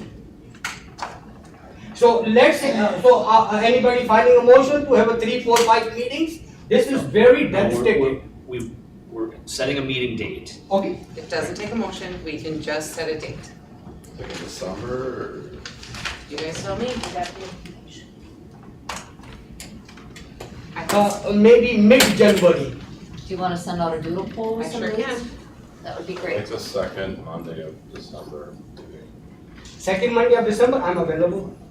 I will send out a doodle poll that'll have a whole bunch of options and you can tell me which dates work for you. Really? To save everyone's time that's hung with us for a long time. Yes, so it will be public meeting. Of course. Everything's transparency, this Of is course. what we live for. I sent you the website Oh, with yeah. every single scorecard on it. Everything is transparency. Okay. All right. So we will set that by doodle poll. Yep. That completes 7.3 and 7 series. We're up to 8.1, monthly expenditures. You're included in your packet and ready and need approval. I make a motion to approve the monthly expenditures as presented. I will second that. Further discussion? All those in favor? Aye. Opposed? 9.1, meeting minutes. That was the annual meeting, is that the only one? No, There was another one. there was October and the annual meeting. We're looking for a motion and second on that one. Move to approve the meeting minutes. Okay, Second. there's motion and second. Further discussion? All those in favor? Aye. Opposed? WASB, other? Oh, I'm sorry, I crossed it. I'll be I brief, had I myself. promise. I just wanted to let everyone know that some flashing lights and crossing signs have been installed on Highway 54. When you come up, I want to say Fillmore, but yes, Fillmore. That was an area that honestly, when the district posted on Facebook that we added the bus cameras and stuff, 2 people pushed back immediately and said, what about the dangerous crossing area, which I was unaware of. So we ordered them, city council approved it last week, and they're already installed. So when you drive by, you will see flashing lights there. I wanted to highlight that the district is having author Angeline Boley come on February 1st and is doing a presentation for community on February 1st and is doing a student presentation the next day for the middle school and high school, and we are very interested in doing some community reads. Her book is fantastic. It's called The Firekeeper's Daughter. Laura Zilmer did it as a read aloud with her students at the high school last year, and they were very, very, very engaged. She reached out to the author. The TCO has agreed to kind of help promote that and foster that a little bit. What I think it will look like is there's probably several book clubs that are currently happening in town that we are going to offer to purchase the books for. We're using our out of school time grant funds that are we only had them for this year, and it was that silly amount of money from the federal government that had to be used for out of school time, not school day stuff. And so we thought that a community read along of that and hosting this author, hoping for lots and lots of participation. So you'll be seeing a flyer and asking. I think we're going to try to order a large amount of books and cycle them through some of those other book clubs, so people might read a book that somebody else has already read, but we're kind of excited about it. I know several of the churches have agreed, and so we're excited to have TCO's help with that. Those are all of my reports. Sorry for drinks. WASB. We did have a meeting in November already in the legislative conference. UW Madison and Marquette University presented a lot of information with their research that they do. as with the state budget, we're going to be seeing some movement on that literacy coach ideas and see some more will be involved in that. One thing that stood out was most schools are experiencing declining enrollment due to low birth rate, and then people are living longer. And last year in Wisconsin, we had 40% new board members. That's the highest it's ever been, and 4% had resigned. There are presently over 200 bills related to K through 12 education presented to the legislation, and not all of them necessarily go through the education committee. So as you receive all those messages from WASD of what's happening at the state legislation, it's overwhelming sometimes. A lot of important stuff, a lot of conversation. The convention is coming up, and they don't have many submissions for the art display for the convention. Wisconsin Arts Board gives an award for those items that are presented and they win the prize. And I just think we have such an outstanding art program in Blackbird that we need to consider that. Remind them. Since you brought up the convention, I've reserved rooms for the convention. Does anybody want to go? I have to register you if anyone wants to go. The convention is January 17th through the 19th, and usually you leave town on the 16th. And it's in Milwaukee, as always. And did you see there's a complimentary conference attendee for you guys? Yes, I think they've done that before too, yeah. I thought because you work so closely with the board, and I think that was something complimentary with registration for our just say it. Yeah, great. Anybody interested? I can make those dates work. All right, if anybody changes their mind, I believe I have until the 10th of December to register people, so you can email me, call me. If you change your mind, I'd be happy to register anyone who's interested.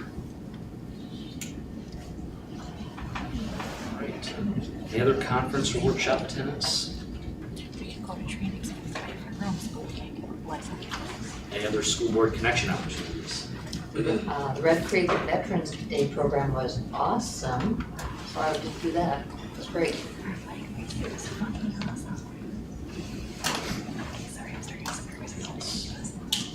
Right. Future agenda items?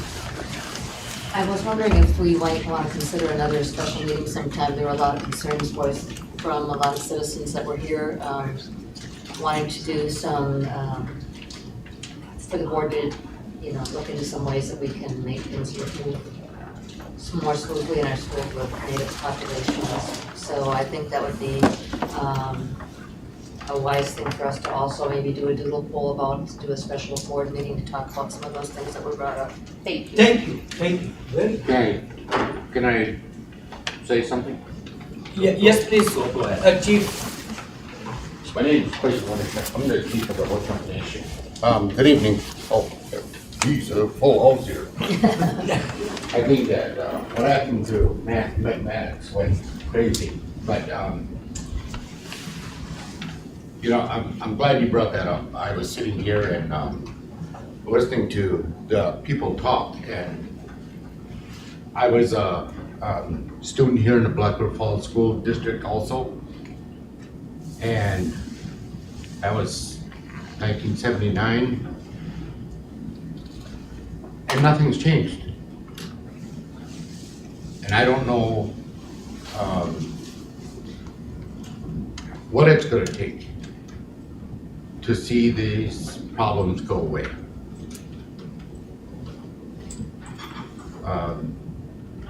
You guys voted on something that you had 4 days to look at, that is going to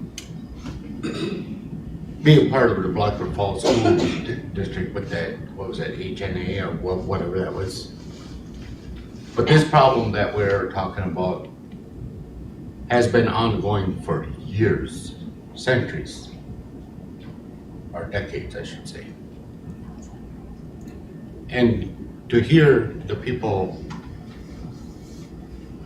talk about the hardship, I went through that. My father was a World War II veteran. And the same thing that I went through as what is going on now. My father was telling me, in so many words, let it go. You know, you see these younger kids when I was in grade school, compared to junior high, compared to senior high, how people have changed. Learned behavior of hatred. We were ho-chums. We were called other names all the way through high school. As I said, as I mentioned, my father, I didn't understand his way of talking to me, that I had to adapt, so to speak. And I didn't see what he meant by that until I went into service. As I mentioned, my father was a World War II veteran. It didn't matter what color you were, where you came from, your upbringing. You were one. And this community, there's no change. You all sit here. I'm glad you brought that up, that I hope, when was your meeting? December something, that you can come up with something. I watched this video that was on Facebook.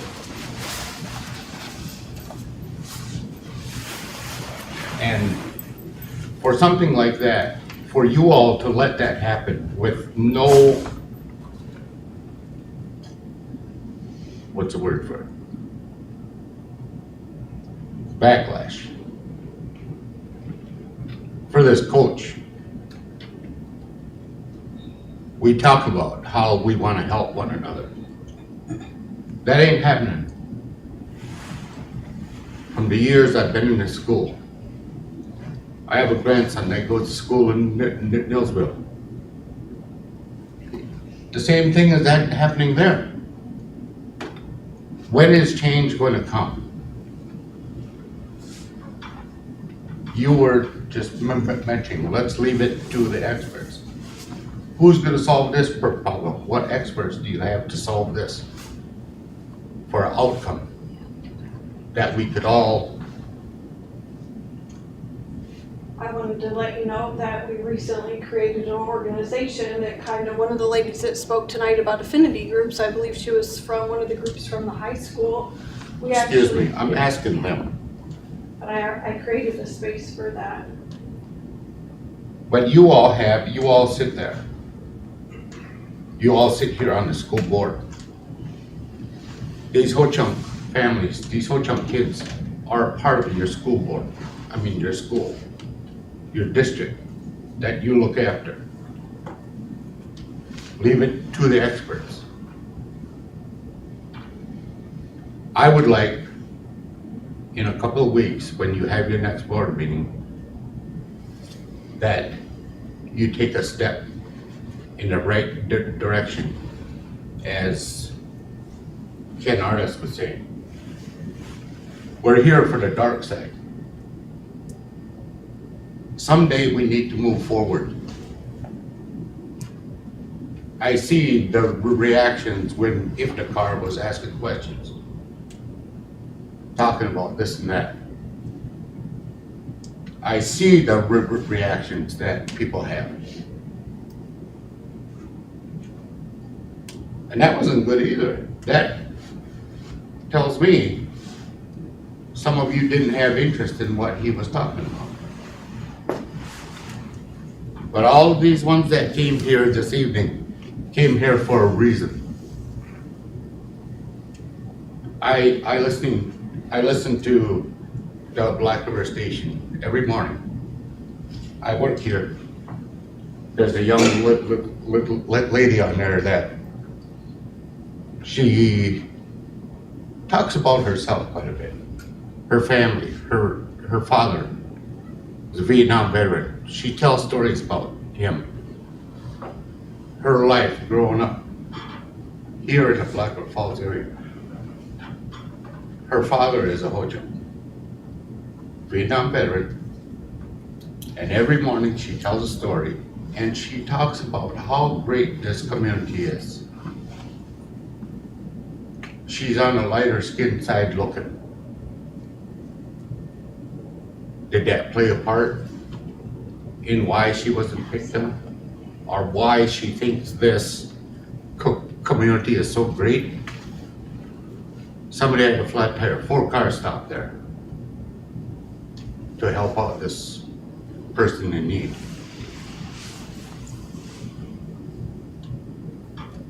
We have a group here of Ho Chunks that are in need. You as a school board can help them. Thank you. Could I have a second?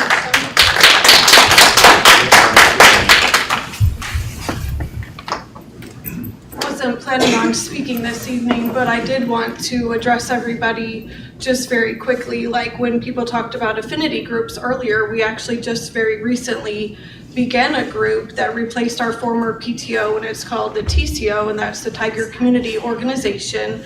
And part of our mission statement was to create subcommittees to tackle these very issues, because no, it isn't a beautiful community, and I agree with you. We have major issues that get shoved under the rug, but I want you to know that behind the scenes, we started these conversations. We just had our very first collaborative conversation committee meeting on November 2nd, and we are here for this very reason. And we created this committee so that we could come together. Iftikhar was there with me. We had a great conversation, and what I loved about it was that it was people from all different backgrounds and, you know, religions or politics or whatever. But the great thing about our group is that we're ready to tackle those issues, and we've been having these conversations maybe behind the scenes. So a lot of people I talked to tonight didn't even know what the TCO was. So I mean, that's our fault, you know, but we're just beginning. But I just wanted to assure you that we have started those conversations. We are very much looking at the dark side.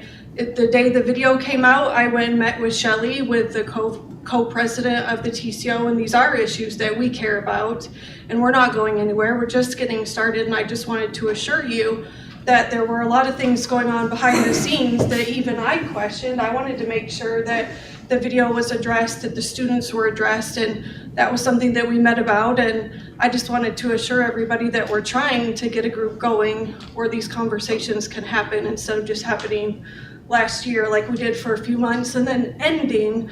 We actually are going to keep those going and hopefully affect change in the community. So, thank you. Any further agenda? So you're gonna put out another group? Yes. Yes. Let's do it. It's not the school board. Thank you, Mary Jo. If there's nothing more this evening, motion to adjourn. I just was going to share, and I was going to before Chief Winchek spoke, so thank you for that. I can only imagine to people who haven't watched the school board meeting how horribly disrespectful that felt to hear people's stories and feel their emotion and have everything be so raw, and then to flip a switch and say, hey, let's talk about flashing lights, right? I recognize that, and I acknowledge how disrespectful that likely felt, particularly when you invited us in. Know that I felt and heard every bit of that, and I would just say that I respect that you don't think things have changed at all. I would offer that I do think some things are better, and I would also offer that this is not a problem the school can fix by ourselves, and I don't know how to get people to the table to talk about it in a way that we can take steps forward. Because when people are hurt, absolutely, let's talk about, let's hear it, but then I don't know what to do. I can we can't control, but we can consequence things that happen in our schools, right? A student makes a choice, we can provide a consequence for that choice. But then the What kids about a go, coach? well, same, if it's our employee, we certainly can consequence our He's employees. still there, right? I'm not sure, yes, that coach is still there. It was not the actions of the coach, they were students in the, that created the video. I'm simply saying that no matter what we do in school, kids go home to their eclectic homes and they have conversations that have unfortunately been for generations in our community. And how can we start having conversations that reach outside of the classroom walls and really start engaging more people in the discussion so that when something like this happens, it is not, oh, you didn't do anything. We did, you didn't see it, you may not like it, you may wish we did more, but we did something. And then I can say, you're right, it wasn't effective because something else happened 2 weeks later. But it doesn't mean we didn't do anything here, it just means that we're not solving the community problem. And so I am genuinely asking, TCO is ready to have these conversations. Help us with what it looks like to talk to the families of kids who are supported in these hateful actions. Tell us how to start breaking down those barriers in a way that feels meaningful and impactful, as opposed to, I had the pleasure of meeting with Ryan and President Greendeer today. I just said, I feel like inside the walls of our schools, we consequence and have restorative conversations and try to take care of the kids. I am terrible about facilitating those conversations with the broader community. I don't know that vehicle. I don't know how to make it happen. I don't know those things, but we want to. And so you say, come to me next month with solutions. I can tell you what we're doing inside the walls of the school, but I don't know that it's going to change the community unless there's a vehicle for greater community conversation. You have to ask Brad to speak. I'm sorry. Go ahead. With all due respect, Dr. Severson, I don't think anybody said that we're not doing anything. I think what was said is that we're not doing enough. Agree, and I'm not arguing on semantics by any stretch. I said we weren't successful. But in that, referring to the assembly that the students hosted last year, the seniors sitting on Wasik Wasek, I very much remember the conversations with the admin team at the high school and how they wanted to open that conversation up for the community. We were advised against it and ultimately decided not to invite the community because for fear of the children having very vocal community members opposing what happened in the video, what happened in the video with the teacher and how they may be in support and like a radical support for that. So it's not that we haven't asked for the community's involvement.